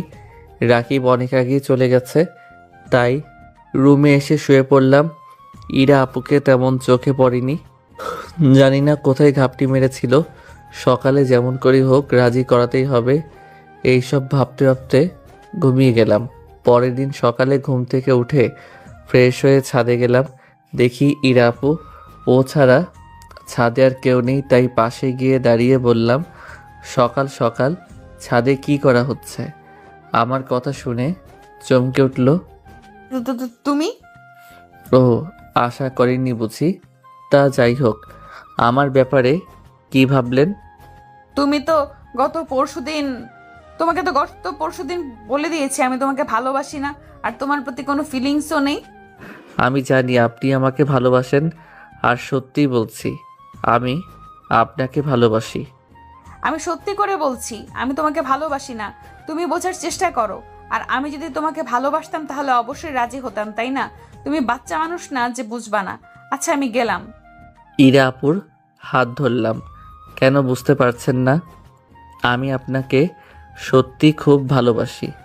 হাত ছাড়ো, ব্যথা করছে। আপনি মিথ্যা বলছেন কেন? আমি জানি আপনিও আমাকে ভালোবাসেন। আর কেন আপনি বিষয়টা লুকাচ্ছেন বলেন? আকাশ ছাড়ো, অনেক ব্যথা করছে। বলেন ভালোবাসবেন। আমার হাত অনেক ব্যথা করছে। আকাশ! আব্বুর চিৎকার শুনে পিছনে ফিরলাম। সাথে সাথে ইরা আপুর হাত ছেড়ে দিয়েছি। আমার ভিতরে শুকিয়ে গেছে। মনে হচ্ছে আজকে আমার শেষ দিন। আব্বু আমার কাছে এলো। খেয়াল করলাম ইরা আপুর হাত থেকে রক্ত পড়ছে। মনে হয় শক্ত করে হাত ধরার ফলে কাচের চুড়ি ভেঙে হাত কেটে গেছে। আব্বু এসেই দুই গালে দুইটা থাপ্পড় দিল। থাপ্পড় খেয়ে চোখে ঝাপসা দেখতে লাগলাম। আব্বু টি শার্টের কলার ধরে টানতে টানতে নিচে নিয়ে এলো। এসে জোরে করে ফেলে দিল। ধাক্কাটা সামলাতে না পেরে নিচে পড়ে গেলাম। আব্বু নিচে ফেলে দিয়ে লাথি দিতে লাগলো। এমন অবস্থা দেখে বাসার সবাই চলে এসেছে। ভাইয়া আম্মু আব্বুকে ধরে আটকাচ্ছে। এটা দেখে আব্বু রেগে বলতে লাগলো, তোমরা সরে যাও, না হলে তোমাদেরকেও মারতে বাধ্য হব। তোমরা সরে যাও, না হলে তোমাদেরকেও মারতে বাধ্য হব। ওর সাহস কী করে হয় মেহমানদের সাথে এমন ব্যবহার করার? যদি বাইরের লোক জানাজানি হয়ে যায় তাহলে মান সম্মান কোথায় যাবে? ইরা, তোর হাত থেকে রক্ত পড়ছে কেন? আব্বু আমাকে মেরেই যাচ্ছে। ভাবির এমন কথা শুনে সবাই ইরা আপুর দিকে তাকালো। আসলে আপু, আকাশ আমার হাত ধরেছিল, তাই চুড়ি ভেঙে হাত কেটে গেছে। ছি, তুই এমন করেছিস? ও আমাদের মেহমান, ওর সাথে এমন করছিস? তো লজ্জা করলো না এমন করতে? ওদের বাসার সবাই জানলে মান সম্মান কোথায় যাবে ভেবে দেখলি না? প্লিজ আব্বু, এবার ছেড়ে দাও ওকে। ওকে আমি মেরেই ফেলবো। এর জন্য ওকে কলেজে মেরেছি, তাও ওর লজ্জা হয় না। এমন সন্তান থেকে না থাকাই ভালো। ইচ্ছে করছে ওকে মেরেই ফেলি। অনেক তো মারলা, আর মারলেও মরেই যাবে। প্লিজ আব্বু, ছাড়ো। আর এমন করবে না, আমি কথা দিচ্ছি। আর মারিও না। পিঠ অনেক ব্যথা করছে। সব লাথি পিঠের উপর পড়েছে। ভাইয়ার কথা শুনে আব্বু মার থামিয়ে বলল, এবারের মতো ওকে মাফ করে দিলাম। এরপর যদি এমন কিছু করে তাহলে ওকে খুন করব, আর না হলে ওকে ত্যায্য করে বাসা থেকে বের করে দিব। আল্লাহ আমার ঘরে এমন সন্তান কেন যে দিয়েছেন? এমন সন্তান জন্ম না হলেও পারত। এখন সবাই সবার কাজে যাও। ভাইয়া আমাকে ধরে উঠালো। শরীর অনেক ব্যথা করছে। ভাইয়াকে আস্তে আস্তে বললাম, অনেক ব্যথা করছে, আমি সহ্য করতে পারছি না। আমাকে কি হাসপাতালে নিয়ে যাবি? মনে হচ্ছে কোমর ভেঙে গেছে। কী সব বলছিস? সত্যি বলছি, অসহ্য ব্যথা করছে, আমি সহ্য করতে পারছি না। প্লিজ আমাকে হাসপাতালে নিয়ে চলো, না হলে হয়তো ব্যথায় আমি মরেই যাব। চুপ, আর এমন কথা বলবি না। আমি তোকে হাসপাতালে নিয়ে যাব। আম্মু দাঁড়িয়ে আছে, আমার কাছে আসছে না। সত্যি আজকে অনেক বেশি বেশি করে ফেলছি, আর তার শাস্তিও পেয়ে গেছি। এত মার খাচ্ছিস, তাও তোর একটু শিক্ষা হয় না? তোর কি একটু লজ্জা হয় না বলতো? আচ্ছা, হাঁটতে পারবি? আমি হাঁটতে পারবো না, আমি দাঁড়িয়ে থাকতে পারছি না। মাথাটা কেমন করছে, তারপর আর কিছু মনে নেই। যখন জ্ঞান ফিরল তখন দেখি হাসপাতালে ভর্তি। চারপাশে অনেকেই আছে, আমি কারো দিকে তাকাচ্ছি না, লজ্জায় উপরের দিকে তাকাচ্ছি। কোনো হাড় ফাটেনি, অনেক আঘাত পেয়েছিস। ভালো তো, আমি আমার উপযুক্ত শাস্তি পেয়ে গেছি, কিন্তু এখানে সবাই কি করছে বুঝলাম না।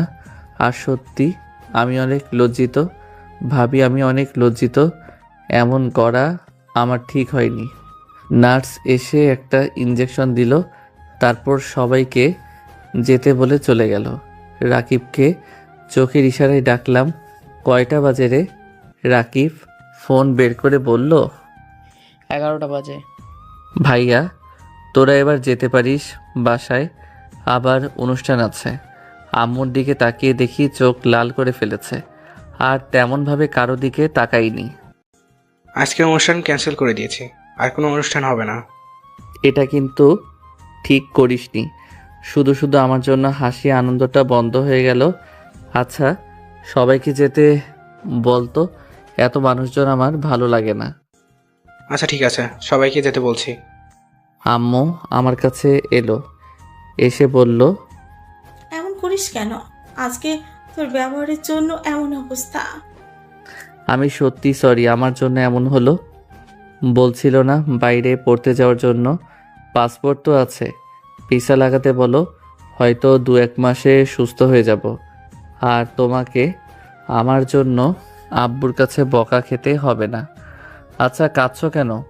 মরে তো আর যাইনি, চোখে অনেক ঘুম আসছে, হয়তো কিছুক্ষণের মধ্যেই ঘুমিয়ে যাবে। এমন করে বলছিস কেন? চোখে অনেক ঘুম আসছে, হয়তো কিছুক্ষণের মধ্যেই ঘুমিয়ে যাব। আমি জানি আমার জন্য আব্বুর কাছে অনেক বকা খেতে হয়েছে, আর হবে না, আমি চলে যাব। ঘুমে চোখ লেগে আসছে, আমার অনেক ঘুম পাচ্ছে, আমি ঘুমাবো। তারপর ঘুমিয়ে পড়লাম। যখন ঘুম ভাঙলো তখন শুধু ভাইয়া ভাবি আর রাকিবকে দেখলাম। তোরা এখানে যে? তোর কি হয়েছে? দেখ, তুই তো আমার সঙ্গী, তাই তুই যেখানে আমি সেখানে। তা ঠিক আছে, কিন্তু তোরা কেন এখানে? নতুন বিয়ে করেছিস, কোথায় একান্ত সময় কাটাবি তা না, এখানে বসে আছে। আচ্ছা ওই হিটলার কি একবারও আসছিল? এসেছিল তো, কেন বলতো? এমনিতেই। আচ্ছা তোরা যা, রাকিব আছে, তোরা তোদের মতো সময় কাটা, চিন্তা করিস না, শয়তানগুলোর তেমন কিছু হয় না। তুই কি কখনো শুধরাবি না? দেখ একটা প্রবাদ আছে, স্বভাব যায় না মলে, কয়লা যায় না ধুলে। যতই আমাকে বল, চেঞ্জ হব না। একটু তো লজ্জা শরম কর। আর তুই কি সত্যি মালয়েশিয়া চলে যাবি? রাকিবের দিকে তাকালাম, তারপর বললাম, সত্যি চলে যাব। দেখি বাইরে গিয়ে যদি একটু ভালো হয়। ওকে, তোর যেটা ভালো মনে হয় কর। তুই ভিসার ব্যবস্থা কর, আর বাকি সবগুলো কাজ কর। আমি সুস্থ হতে হতেই মালয়েশিয়া চলে যাব। আর হ্যাঁ তোরা যা, রাকিব আমার সাথে থাকবে।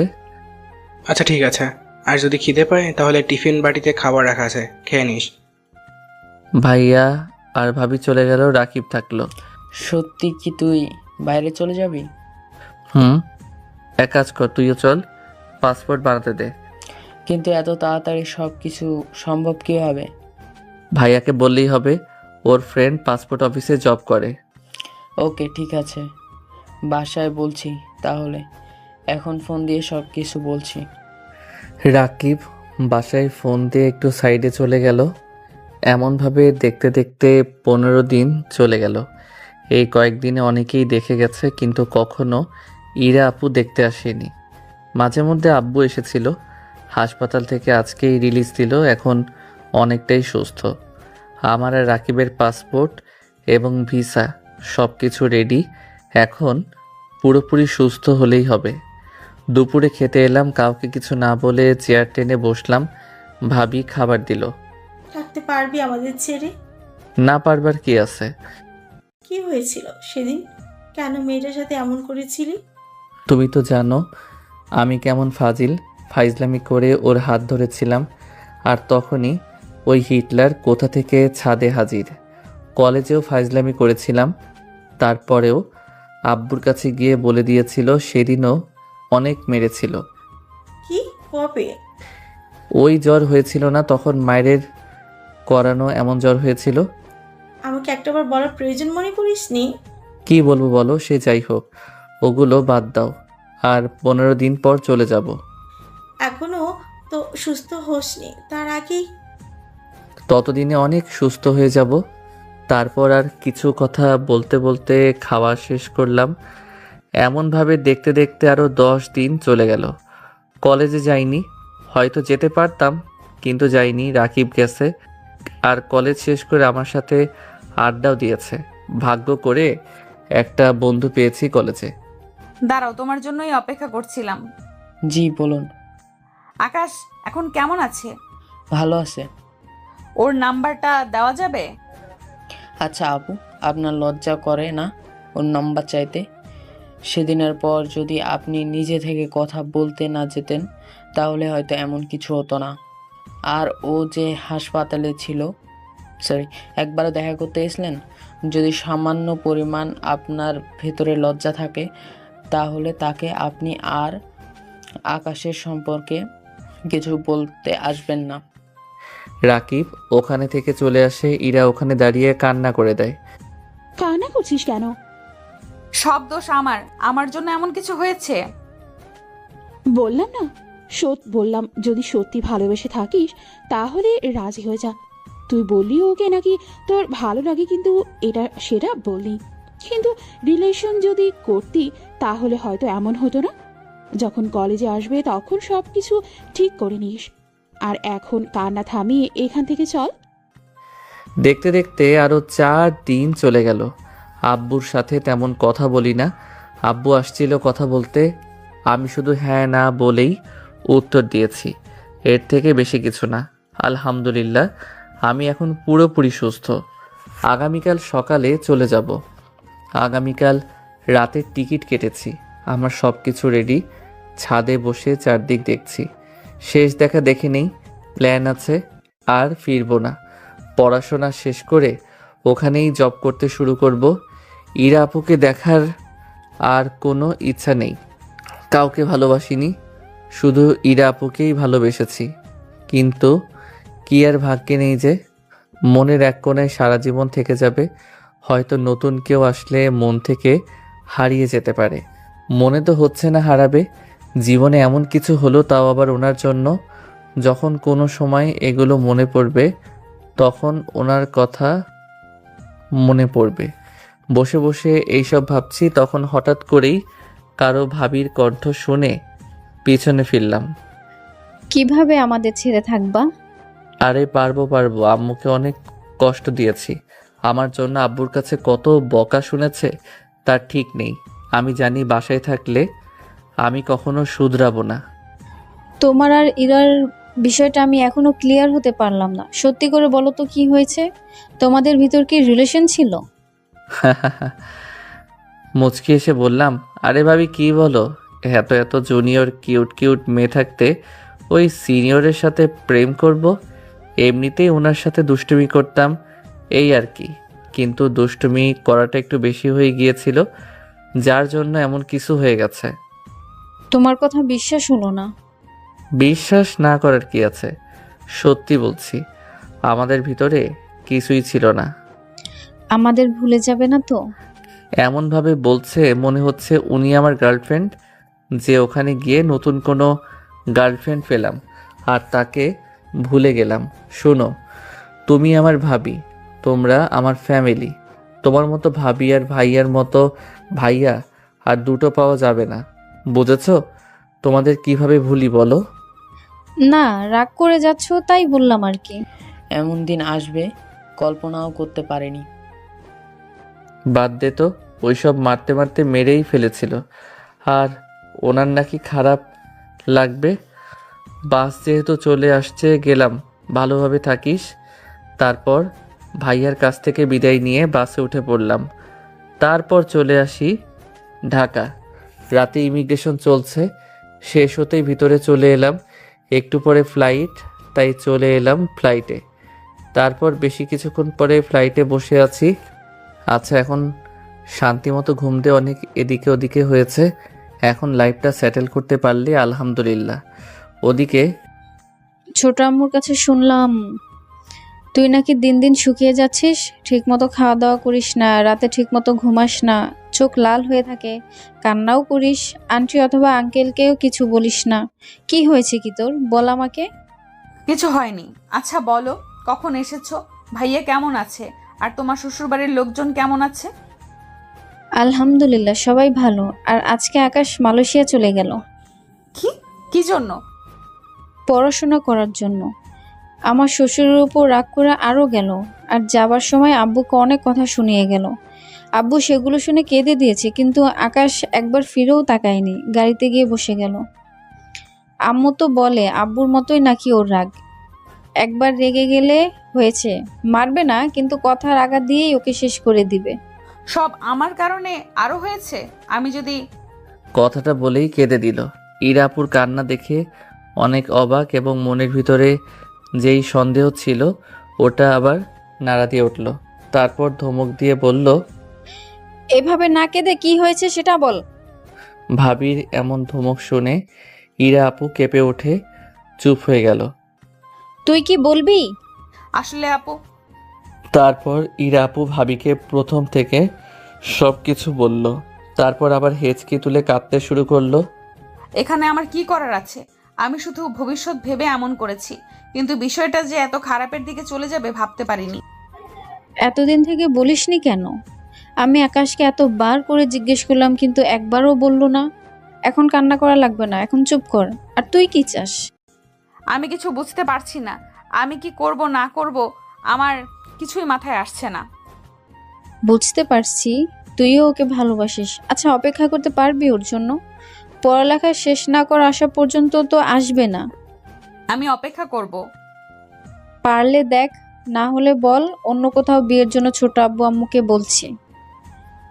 প্রয়োজন নেই এত বছর অপেক্ষা করার। তার উপর কবে আসবে না আসবে তার ঠিক নেই। তার উপর ও কি তোকে এত সহজে মেনে নিবে? ও এতদিন আমার পেছনে পড়েছিল, এখন আমি ওর পেছনে লাগবো। ওর ফেসবুক আইডি আর হোয়াটসঅ্যাপ বা ইমোটা দাও। এখন তোকে এত কিছু কিভাবে দিব? ওখানে গিয়ে নাম্বার নিবে, তারপর তো আমাদের ফোন দিলে নাম্বার পাওয়া যাবে। তবে ফেসবুক আইডি তো ওর নেই। তোর ভাইয়ের কাছ থেকে নিয়ে তোকে মেসেঞ্জারে পাঠিয়ে দিব। আর একদম কান্নাকাটি করবি না, খাওয়া দাওয়া ঠিক মতন করবি, নিজের শরীরের যত্ন নিবি। আর আমি ছোট আব্বু আম্মুকে বলছি তোকে বিয়ের জন্য চাপও দিবে না। ধন্যবাদ আপু, তোমাকে তোমাকে অনেক অনেক ধন্যবাদ। হয়েছে হয়েছে, তুই যদি আগে এইগুলো বলতি তাহলে তোকে এত কষ্ট পাওয়া লাগতো না। পরের দিন যথারীতি এয়ারপোর্ট থেকে বের হতেই একজন এসে রিসিভ করলো। ভাইয়ার ফ্রেন্ড, নাম মেঘা। হাই আপু, কেমন আছেন? হ্যালো, ভালো আছি। তোমরা কেমন আছো? আলহামদুলিল্লাহ ভালো। আচ্ছা, যেতে যেতে কথা বলি। তারপর মেঘা আপু গাড়ি কাছে নিয়ে এসে উঠতে বললে উঠে গেলাম। তারপর ওনার ড্রাইভার গাড়ি চালাতে লাগলো। আচ্ছা আপু, আপনি এখানে আছেন কত বছর ধরে? 10 বছর ধরে এখানে ফ্যামিলি নিয়ে থাকি। ওকে, এখানেই পড়াশোনা শেষ করেছেন? এখানে পড়াশোনা শেষ করে জব করি। আব্বু আম্মু দেশে থাকে, আর বড় বাচ্চা নিয়ে এখানে থাকা হয়। ওকে। তারপর মেঘা আপু ওনার বাসায় নিয়ে আসলো। ওনার বাসায় ফ্রেশ হয়ে রেস্ট নিলাম। তারপর বিকেলে মেঘা আপু যেই বাসা আমাদের জন্য ঠিক করে রেখেছে ওখানে নিয়ে আসলো। বাসায় দেখি সব কিছু আছে, মানে প্রয়োজনীয় সব কিছু আছে। আগামীকাল কি গিয়ে অ্যাডমিশন করাবেন? আর এই নাও তোমাদের দুজনের সিম কার্ড। প্রয়োজন হলে আমাকে বলবে, ওকে? ওকে আপু। তারপর মেঘা আপু চলে গেল। আমি আর রাকিব ফ্ল্যাটটা ঘুরে ঘুরে দেখলাম। ভালোই তো, তাই না? চলে তো আসলাম, এখন দেখি কি করা যায়। একটা পার্ট টাইম জব খুঁজতে হবে, তবে কিছুদিন পর, এখন না। ঠিক বলছিস। তারপর সন্ধ্যা হয়ে রাত হলো। তারপর দুজনে পাশের একটা বাঙালি রেস্তোরাঁ থেকে খাবার খেলাম। তারপর ফোনে সিম কার্ড লাগিয়ে ডাটা অন করলাম। ভাইয়া হোয়াটসঅ্যাপ অনেকবারে ফোন দিয়েছে এবং মেসেঞ্জারে অনেকবার ফোন দিয়েছে। ভাইয়াকে ফোন দিলাম। ফোন দিতে রিসিভ করে বকা শুরু করলো। এখন তো ডাটা অন করার সময় হলো। ইচ্ছা করে অফ রেখেছি। আচ্ছা বল, তুই কেমন আছিস? আর বাসার সবাই কেমন আছে? আলহামদুলিল্লাহ ভালো। আব্বুর হোয়াটসঅ্যাপে ফোন দে, আমার সাথে কথা বল। আমি শ্বশুরবাড়িতে আছি। পারবো না, তুই আগামীকাল গিয়ে ফোন দিস, তখন কথা বলবো, তার আগে না। তোকে কি যে বলবো বুঝতে পারছি না। যা হয়েছে ভুলে যা না। কি ভুলবো, আমি কিছু মনে রাখি নাই। তা যাই হোক, ভাবি কেমন আছে রে? ভালো হয়েছে। আর আরেকজন তোর সাথে কথা বলবে। কে কথা বলবে? এরা তোর সাথে কথা বলবে। আমি ফোন রাখলাম, কিছু কাজ আছে, পরে কথা বলবো। আর আমি নাম্বার চেঞ্জ করব, পরে তোকে নক দিব। ভাইয়া আর কিছু বলার আগেই ফোন কেটে দিলাম। আসছে কথা বলতে। হোয়াটসঅ্যাপ যেহেতু বাংলাদেশের নাম্বার দিয়ে খোলা ছিল, তাই নাম্বারটা চেঞ্জ করে মালয়েশিয়ার নাম্বার দিয়ে আলাদা একটা অ্যাকাউন্ট খুললাম। মেসেঞ্জারে গিয়ে মেসেজ রিকোয়েস্ট অপশনে দেখি একটা মেসেজ আসছে। আইডির নাম দেখে বুঝলাম ইরা আপু। সিন করে ব্লক করে দিলাম। ইরার কথা বলতে ফোন কেটে দিল। কি আর বলার। আচ্ছা মেসেঞ্জারে নক দিয়ে বলো, আমি কথা বলবো। আচ্ছা আমি ওকে ফোন দিচ্ছি। রাকিবের সাথে কথা বলছি, তখন একটা আইডি থেকে ফোন এলো। নাম দেখে বুঝলাম এটা ভাবি। ভাবি আবার ফোন দেয় কি জন্য? ফোন রিসিভ করে সালাম দিয়ে বললাম, কেমন আছো ভাবি? এই তো ভালো, তোমার কি অবস্থা? এই তো ভাবি বসে আছি, আর আলহামদুলিল্লাহ ভালো। কি করো? বসে আছি। তোমাকে কতবার করে জিজ্ঞেস করলাম তোমার আর ইরার মধ্যে কোনো সম্পর্ক আছে কিনা, কিন্তু তুমি বললেই না। আমি অনেক ক্লান্ত, আগামীকাল এই বিষয়ে কথা বলি। যদি ফোন কাটে তাহলে তোমার সাথে আর কখনো কথাই বলবো না, বলে দিলাম। আচ্ছা ঠিক আছে, বলো কি জানতে চাও? দেখো ওর ভুল হয়েছে, ওকে মাফ করে দাও। উনি আবার কি অপরাধ করলো যে ওনাকে ক্ষমা করব? আর মাফ চাওয়ার কি আছে? আপনি বলুন। যা হয়েছে হয়েছে, ওগুলোর জন্য সত্যি আমি লজ্জিত। আমারই ভুল ছিল ভাবি। আমি ওকে গিয়ে ফোন দিচ্ছি, তুমি ওর সাথে কথা বলে দুজনেই মাফ চাওয়াচাই করে নাও। আমি অনেক ক্লান্ত, আমার ঘুম পাচ্ছে, পরে কোনোদিন কথা বলবো। ফোন কাটলে কি করবো? আমি তো বললাম। আপনাকে কিছু করতে হবে না, আমি আর কাউকে ফোন দিব না, আমার সাথে কথাও বলতে হবে না। ফোন কেটে দিলাম। আসছে ওকালতি করতে। এ তো দেখে ভালোই ঘাড়তারা, উল্টো আমাকেই হুমকি দিল আর বলছে কাউকে নাকি ফোন দিবে না। এই ঘাটতারামির জন্য তো আব্বুর কাছে কত মার খেয়েছে। সব তো শুনলাম।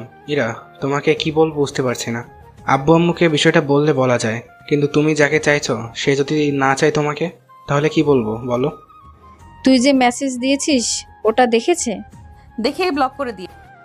মাথা মোটা, তোর ফেক কোনো আইডি ছিল না, ওটা দিয়ে মেসেজ দিতে গেছিস। আচ্ছা ওর ফ্রেন্ডকে যদি রাজি করাতে পারা যায় তাহলে হয়তো হবে।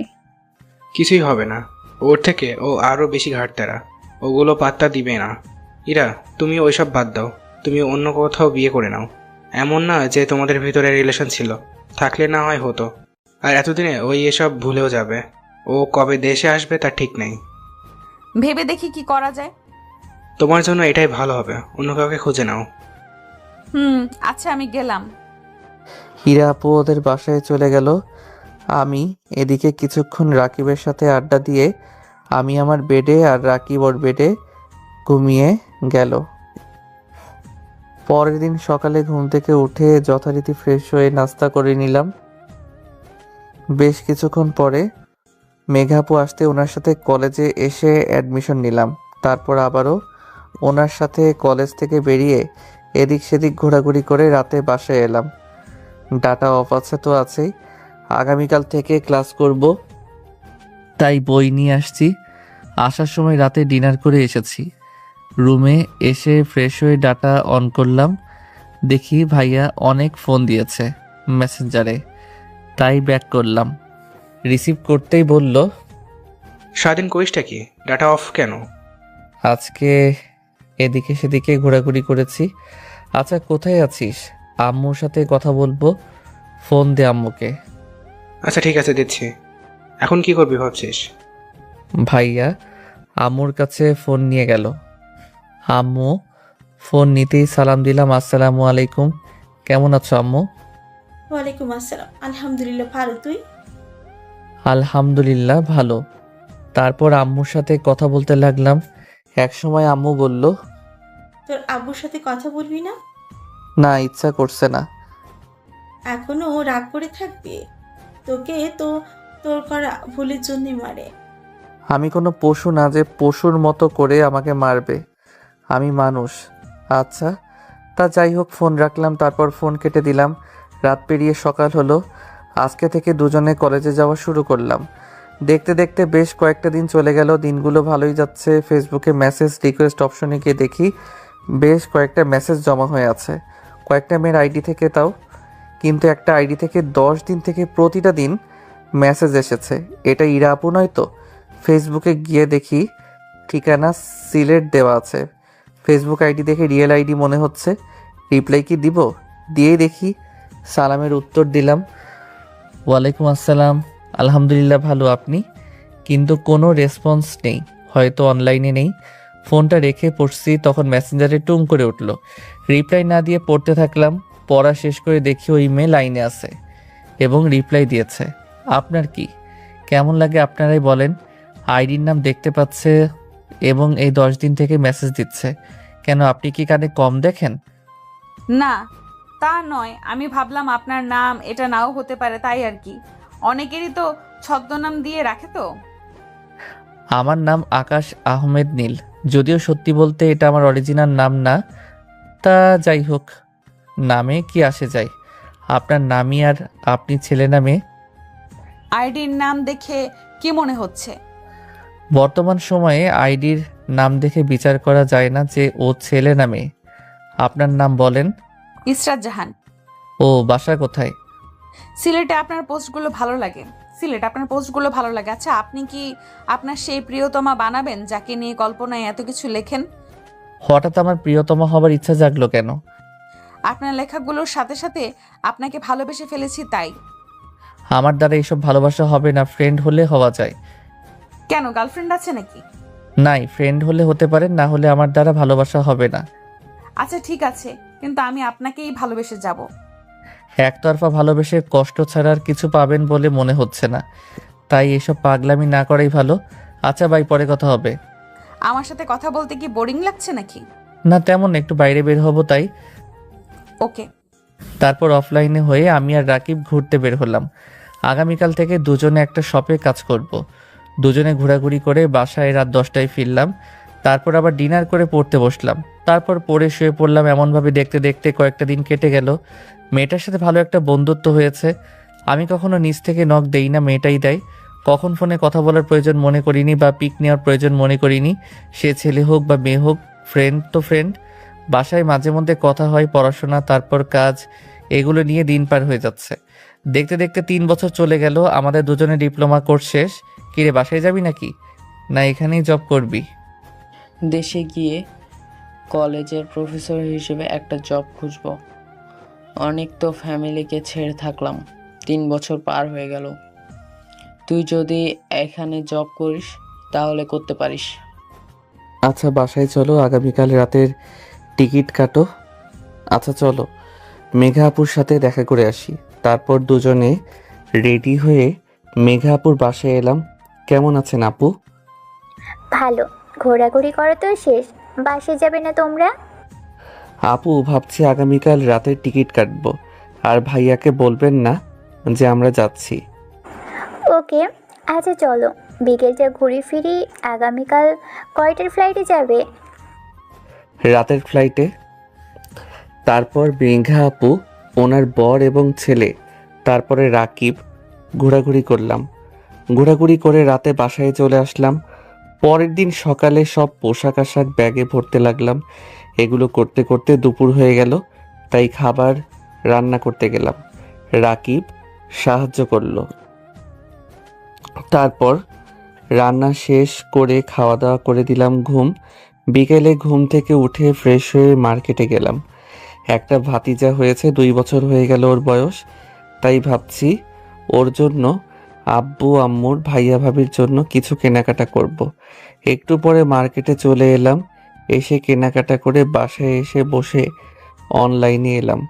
আসতেই ইশরাতের মেসেজে ভর্তি। এখন দেখি অনলাইনেই আছে। এতক্ষণ অফলাইনে যে? এমনিতেই। আর আমি আজকে দেশে ফিরছি রাতের ফ্লাইটে। তাই নাকি? আমার সাথে কবে দেখা করবা? আর আমার জন্য কি নিয়ে আসবা? আগে দেশে যাই, তারপর ভেবে দেখব কবে দেখা করা যায় আর কি নিয়ে আসবো। তুমি যেটা নিয়ে আসবা তাই পছন্দ হবে। ওকে। মার্কেট গেছিলাম, তখন নিয়েছি কিছু, তবে বলবো না কি নিয়েছি। যখন হাতে পাবে তখন দেখে নিও। Okay dear. আর শোনো, আই লাভ ইউ। বাই। আগামীকাল একেবারে কথা হবে। ওকে ঠিক আছে, সাবধানে এসো। তারপর ডাটা অফ করে দিলাম। কিছুক্ষণ পরে মেঘা আপু আসতেই ওনার সাথে এয়ারপোর্টে চলে এলাম। কিছুক্ষণ পরে ফ্লাইটে উঠে পড়লাম, তারপর ঢাকা এয়ারপোর্টে চলে এলাম। এসে এখানে সব কিছু শেষ করে দুজনে একটা কার রিজার্ভ করে বাসার উদ্দেশ্যে রওনা দিলাম। বিকেলে বাসায় পৌঁছালাম। আমি অর্ধেক ভাড়া দিয়ে বললাম, আচ্ছা যা, তাহলে আগামীকাল তোর সাথে দেখা হবে। ওকে, দেখ বাসার সবার রিয়াকশন কেমন হয়। তারপর ব্যাগ দিয়ে বাসার ভিতরে এলাম। এসে ভাবির সাথে প্রথমে দেখা, কিন্তু কিছু বলল না। তারপর দেখি ডাইনিং রুমে সবাই বসে আছে, কিন্তু কেউ কিছু বলছে না। এমন তো হওয়ার কথা নয়। দেখি ইরা আপু বসে আছে, কেমন দেখেও না দেখার ভান করে আছে। আচ্ছা, আগে থেকে কি জানতো আমি আসবো? কিন্তু বলল কে? মেঘা আপু কি বলেছে? কিন্তু বললেও তো খুশি হবে, এতদিন পরে ঘরের ছেলে ঘরে এসেছে। ফোনটা বের করে মেসেঞ্জারে গিয়ে ইসরাতকে ফোন দিলাম। ফোন দেওয়ার সাথে সাথে ইরাপুর ফোন বেজে উঠল। আমার ফোন দেওয়া দেখে ফোন হাতে নিয়ে আমার দিকে তাকালো। ফোন কেটে দিলাম। বুঝলাম না সবাই এমনভাবে বসে আছে কেন, কেউ কি মরল নাকি? কিন্তু একটা বিষয় দেখে অবাক হলাম। ইরা আপু আমাদের বাসায় কেন? আর ইরা আপু আমার থেকে ফেক আইডি দিয়ে কোনো কথা বলল? আর ইরা আপু আমার সাথে ফেক আইডি দিয়ে কেন কথা বলল? ও বলছিল তো আমাকে ভালোবাসে, কিন্তু এখন কোনো ফিলিংস নেই। যেখান থেকে ফিরে এসেছি ওখানে আর ফিরতে চাই না। এইসব দাঁড়িয়ে দাঁড়িয়ে ভাবছি। আচ্ছা সব বুঝলাম, কিন্তু সবাই এমন চুপ করে আছে কেন? মনে হচ্ছে আমি বাসায় আসতে কেউ খুশি না। তাহলে কি বাসায় এসে ভুল করেছি? হবে হয়তো। আবার পিছনে ফিরে যেতেই আম্মু ডাক দিয়ে বলল, কোথায় যাচ্ছিস তুই? এমন মনে হচ্ছে আমার বাসায় আসতে কেউ খুশি না, তাই চলে যাচ্ছি। আমার জন্য সবার যদি মুখ থেকে হাসি চলে যায়, তাহলে এখানে থাকার চেয়ে না থাকাই ভালো। এক পা বাড়িয়ে দেখ, তোর পা ভেঙে রেখে দিব। তুই চিনিস আমাকে? রাগ দেখানোর কি আছে বুঝলাম না। আম্মু আর ভাবি আমার কাছে এলো। আমার মন বলছে কপালে মাইর আছে, কিন্তু মারবে কেন? তোমাদের দেখে সুবিধার মনে হচ্ছে না। তোমরা কি আমাকে মারতে আসছো? না বাপজান, তোমাকে মারবো কেন?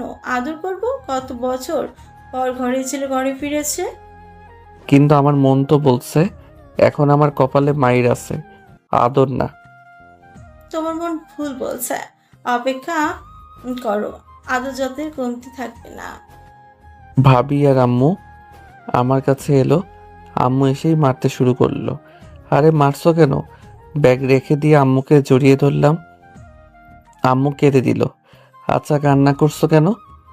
তুই আমাকে ছেড়ে কিভাবে এতদিন থাকতে পারলি? আচ্ছা আর যাব না। ওকে, তোমাকে ছেড়ে কোথাও যাব না। এবার কান্না থামাও আমার সোনা আম্মু, আমার রূপা আম্মু। আম্মু কান্না থামিয়ে বলল, তুই আমাকে একটু ভালোবাসিস না? আরে দূর, তোমার মুখে এমন কথা মানায় নাকি? যদি গার্লফ্রেন্ড এমন কথা বলতো তাহলে ঠিক ছিল। আচ্ছা ভাবি কেমন আছে বলো? তোমার সাথে কোনো কথা নেই। আমার সাথে কথা বলবা না কেন? এমনিতে ইচ্ছে হয়েছে তাই।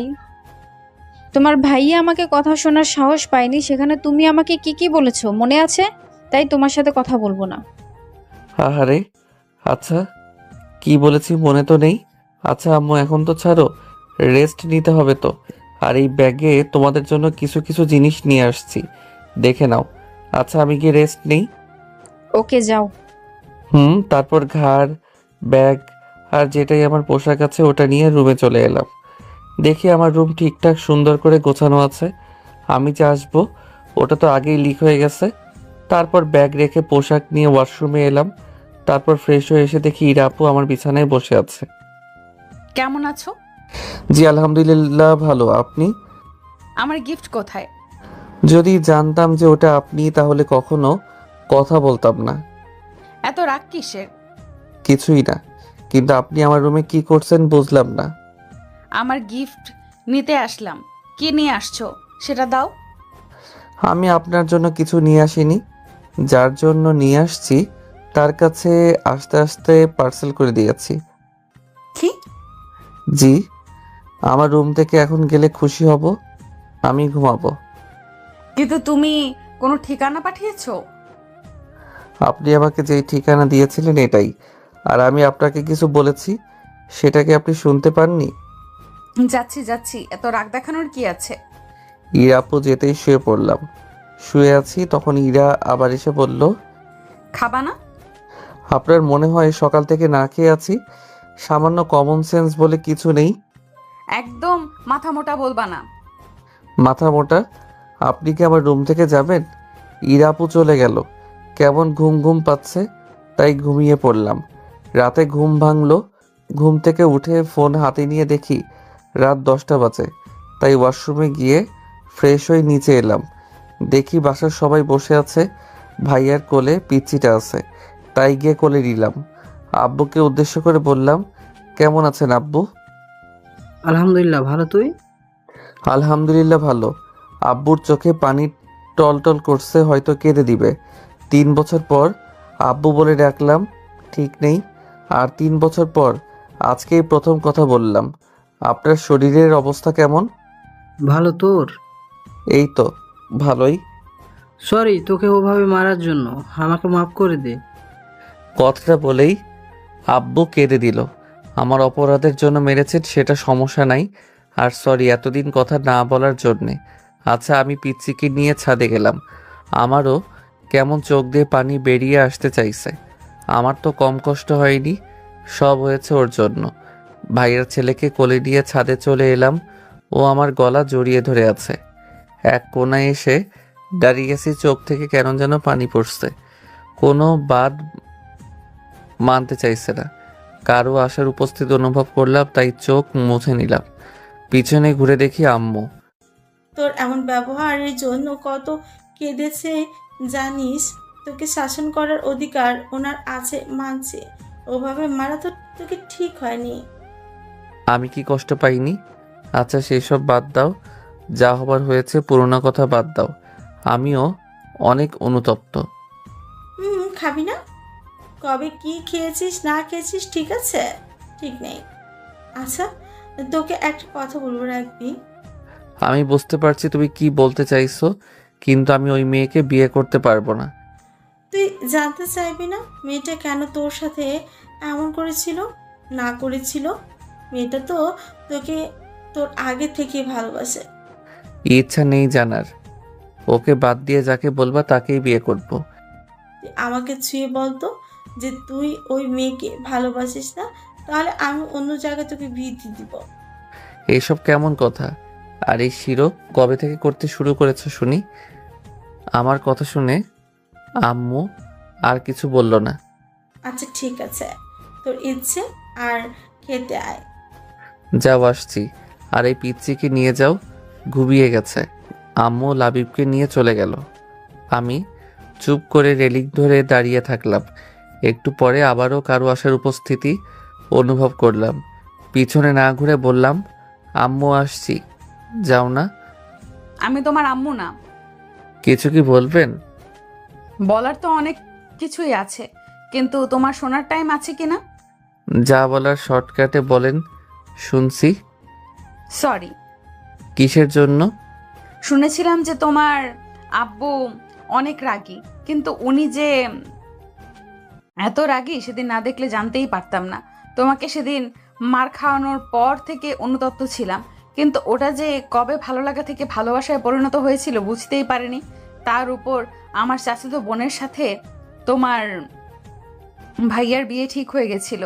এইদিকে ভেবেছিলাম যদি আমার জন্য আপুর সংসার ভাঙতে বসে বা কোনো সমস্যা তৈরি হয়, আর তোমার আব্বু যেই রাগী, সেই ভয়ে তোমাকে বলার সাহস বা তোমার প্রপোজাল একসেপ্ট করতে সাহস পায়নি। সেদিন সকালে তুমি আমার হাত শক্ত করে ধরাতে কাচের চুড়ি ভেঙে হাতে কেটে গিয়েছিল। তার উপর তোমার আব্বু এসে দেখে নিয়েছিল। তারপর কি থেকে কি হলো বুঝতেই পারিনি। তুমি হসপিটালে ভর্তি হওয়ার পর মন চাইতো ছুটে তোমার কাছে যেতে, কিন্তু ভয় আর লজ্জায় যেতে পারিনি। বুঝলাম, আমি কিছু মনে করিনি, আমি বুঝতে ভুল করেছিলাম। আমাকে কি এখনো ভালোবাসা যায় না? আমাকে কি এখন ভালোবাসা যায় না? তোমার ভালোবাসাটা যে আমার প্রয়োজন। ভালোবাসলেই কি কাছে পাওয়া খুব জরুরি? কার জরুরি কার না বলতে পারবো না, কিন্তু আমার জরুরি। আমার গার্লফ্রেন্ড আছে। তুমি মিথ্যা বলছো। তোমার কোনো গার্লফ্রেন্ড নাই, আমি জানি। তুমি তো বলেছো তোমার কোনো গার্লফ্রেন্ড নাই। আপনাকে মিথ্যা বলেছি? মনে আছে ওই নীলার কথা? ওর সাথে আমার রিলেশন আছে। তুমি মিথ্যা বলছো, তাই না? আপনাকে মিথ্যা বলে লাভ কি? আগে বললে হতো না? তাহলে এত বছর অপেক্ষা করতাম না। আমি আপনাকে বারবার বলেছি, কিন্তু আপনি শুনেননি। এতে আমার দোষ কোথায়? আর আমার সামনে এমনভাবে কাঁদবেন না। আমার এগুলো একদম পছন্দ না। ইরা আপু চলে গেল, আমিও চলে এলাম। এসে নিচে খাবার জন্য এলাম, দেখি সবাই খেতে বসেছে। আমি গিয়ে চেয়ার টেনে বসলাম। বিজনেস করব, যদি 20 থেকে 25 লাখ টাকা দেয় তো অন্যের অধীনে চাকরি করা আমার পছন্দ হবে না। কি বিজনেস করবি? সুপার শপ দিয়ে শুরু করব। যখন টাকা লাগবে বলিস। তবে সব থেকে বড় কথা হলো, জায়গা পাবি কোথায়? বাজারের মধ্যে নিতে হবে এমন তো নয়, বাজারে আশেপাশে জায়গা দেখতে হবে। আশেপাশের বাজারে কোথাও সুপার শপ নেই, ওটাই দিব। ওকে, আমি দেখছি কোথায় পাওয়া যায়। কোথাও খাবে না। আমি দেখছি কি হয়েছে। ভাবি চলে গেল, আমি চুপচাপ খেতে থাকলাম। ভাবিকে দেখে ইরা আপু কান্না করছে। এমনটা দেখে ভাবি বললেন, কি হয়েছে তোর? কান্না করছিস কেন? ওর নাকি গার্লফ্রেন্ড আছে। কলেজে থাকতে ওদের সাথে একটা মেয়ে থাকতো, নাম নীলা। ওর সাথে নাকি রিলেশন আছে। তোকে মিথ্যে বলেছে ও। ওর কোনো গার্লফ্রেন্ডই নেই। মনে হয় না ও মিথ্যা বলছে। আমি চলে যাচ্ছি আগামীকাল সকালে।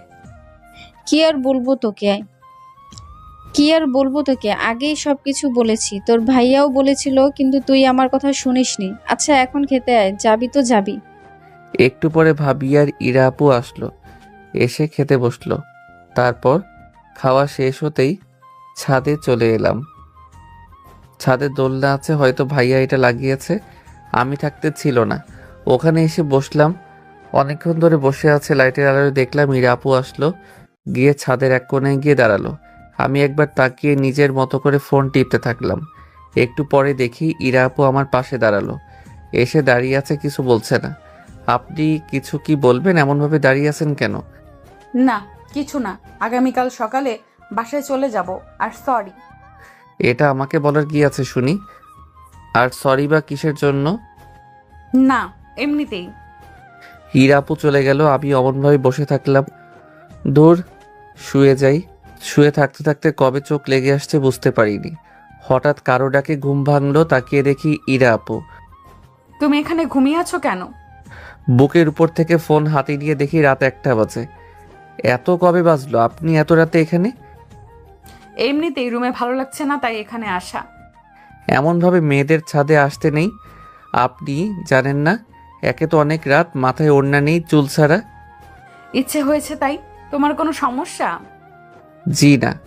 তারপর দোলনা থেকে উঠে রুমে চলে এলাম। পিছনে পিছনে ইরা আপু ছাদের দরজা লাগিয়ে এলো। আমি আমার রুমে এসে শুয়ে পড়লাম। তারপর দিলাম ঘুম। পরের দিন সকালে আম্মুর ডাকে ঘুম ভাঙলো। ঘুম থেকে ফোন হাতে নিয়ে দেখি 10টা বাজে। তোর নাকি গার্লফ্রেন্ড আছে? ওর বাসার ঠিকানাটা দে তো, কথা বলবো ওর পরিবারের সাথে। এত তাড়াহুড়ো করার কি আছে? সময় হলে আমি বলবো। তারপর উঠে ওয়াশরুমে চলে গেলাম। এসে ফ্রেশ হয়ে রুমে এসে বাইরে এলাম। আম্মু খেতে দাও। বসো, দিচ্ছি। দাও। ভাবি খাবার দিল। তারপর খেয়ে রুমে এসে ফোন দিলাম। ফোন রিসিভ করতেই ওকে সেই পুরনো জায়গায় ডাকলাম। তারপর আড্ডা দিতে চলে এলাম। কিরে, তোর বাসার লোকজনের রিয়াকশন কেমন ছিল? সবাই খুশিতে কান্না করে দিয়েছিল। তোর? তাহলে শোনো। তারপর রাকিবকে সব কিছু বললাম। সব শুনে রাকিব বলল, বাহ, ভালোই তো। মেয়েটা যেহেতু তোকে ভালোবাসে তাহলে বিয়ে করে নে। কতজন পারে এতদিন থেকে অপেক্ষা করতে। সত্যি ভালোবেসে তোকে হাতছাড়া করিস না। সেটাই ভাবছি, কয়েকদিন যাক, তারপর না হয় বলবো। আড্ডা দিতে থাকলাম। নীলা দাঁড়াও, ওই নীলা দাঁড়াও। আমার কথা শুনে নীলা আমার দিকে তাকালো, ফিরেই বলল, জি আপু বলেন, আর কেমন আছেন? এই তো মোটামুটি। এই বাচ্চাটা কার, আর ইনি কে? এটা আমার বর এবং বাচ্চা। কি? কিন্তু আকাশ বলল যে তোমার সাথে ওর রিলেশন আছে। রিলেশনে আর হলো কোথায়, কিছু বলার আগেই তো কোথায় যেন হাওয়া হয়ে গেছিল। ও আচ্ছা, ঠিক আছে। আচ্ছা যাও তাহলে। ও একদিন না একদিন, ওর একদিন কি আমার যে কয়দিন লাগে। কেন আপু, কিছু কি হয়েছে? না তেমন কিছু না। আড্ডা দিয়ে দুপুরে বাসায় এলাম। কলিং বেল দিতেই দরজা খুলে গেল। ভিতরে ঢুকতেই দেখি আম্মু, ভাবি, ইরা আপু হাতে করে ঝাড়ু, খুন্তি আর লাঠি নিয়ে দাঁড়িয়ে আছে। মনে হচ্ছে আবারও মাইর খেতে চলেছি, কিন্তু কেন? মনে হচ্ছে আমার কপালে মাইর আছে। তুই দেশে আসলি আবার গার্লফ্রেন্ডের কোলে বাচ্চাও দিয়ে গেলি। মনে হচ্ছে কোথাও একটা গন্ডগোল আছে। আমি এখান থেকে কেটে পড়াই বেটার হবে। যাই ভাগি। যেই পিছনে ঘুরে দৌড় দিতে যাব তখনই কেউ গেঞ্জি ধরে নিল। আমাকে ছেড়ে দাও, আমার ভুল হয়েছে। তোর কোনো ক্ষমা নেই। আজকে তোর শরীর থেকে একটা একটা করে হাড় খুলে নিব। এই আপনি কথা বলার কে? ছাড়েন বলছি, ছাড়েন। আপু, আম্মু, তোমরা যাও, এটাকে আমি দেখছি। ছাড়েন বলছি, ছাড়েন। ভাবি আর আম্মু চলে গেল। ইরা আপু আমার গেঞ্জির কলার ধরে টানতে লাগলো। আপনি আমাকে কোথায় নিয়ে যাচ্ছেন? সাথে সাথে আয়। যদি না আসিস তাহলে এই লাঠি দেখেছিস, এটার মার তোর পিঠে পড়বে। আমি চুপ করে সাথে সাথে যেতে লাগলাম, কিছু বললাম না। বাসার মহিলা মণ্ডল যেভাবে রেগে আছে, দেখা গেল একটাকে কিছু বলেছি তো আর দুইটা এসে মাইর শুরু করেছে। টেনে টেনে আমার রুমে এসে লাঠিটা ফেলে দিয়ে আমাকে জড়িয়ে ধরে কাঁদতে লাগলো। আমি কিছু বলছি না, চুপ করে দাঁড়িয়ে আছি। কাঁদছো তো, কেঁদেই যাচ্ছে। আমিও শক্ত করে জড়িয়ে ধরলাম। ভালোবাসি যে আমি অনেক। তুমি মিথ্যা বলছো। তুমি যদি আমাকে ভালোবাসতে তাহলে এমন ভাবে কষ্ট দিতে পারতে না। সরি। আচ্ছা কান্না থামাও। কিন্তু না কেঁদেই যাচ্ছে। কান্না করতে করতে আবার গেঞ্জি ভিজিয়ে ফেলেছে। আচ্ছা যাই হোক, ওর মতো কান্না করতে দেন। সত্যিকারের ভালোবাসাগুলো পূর্ণতা পাক। গল্পটা এখানেই শেষ করলাম। গল্পটা ভালো লাগলে লাইক, কমেন্ট, শেয়ার করুন। ধন্যবাদ।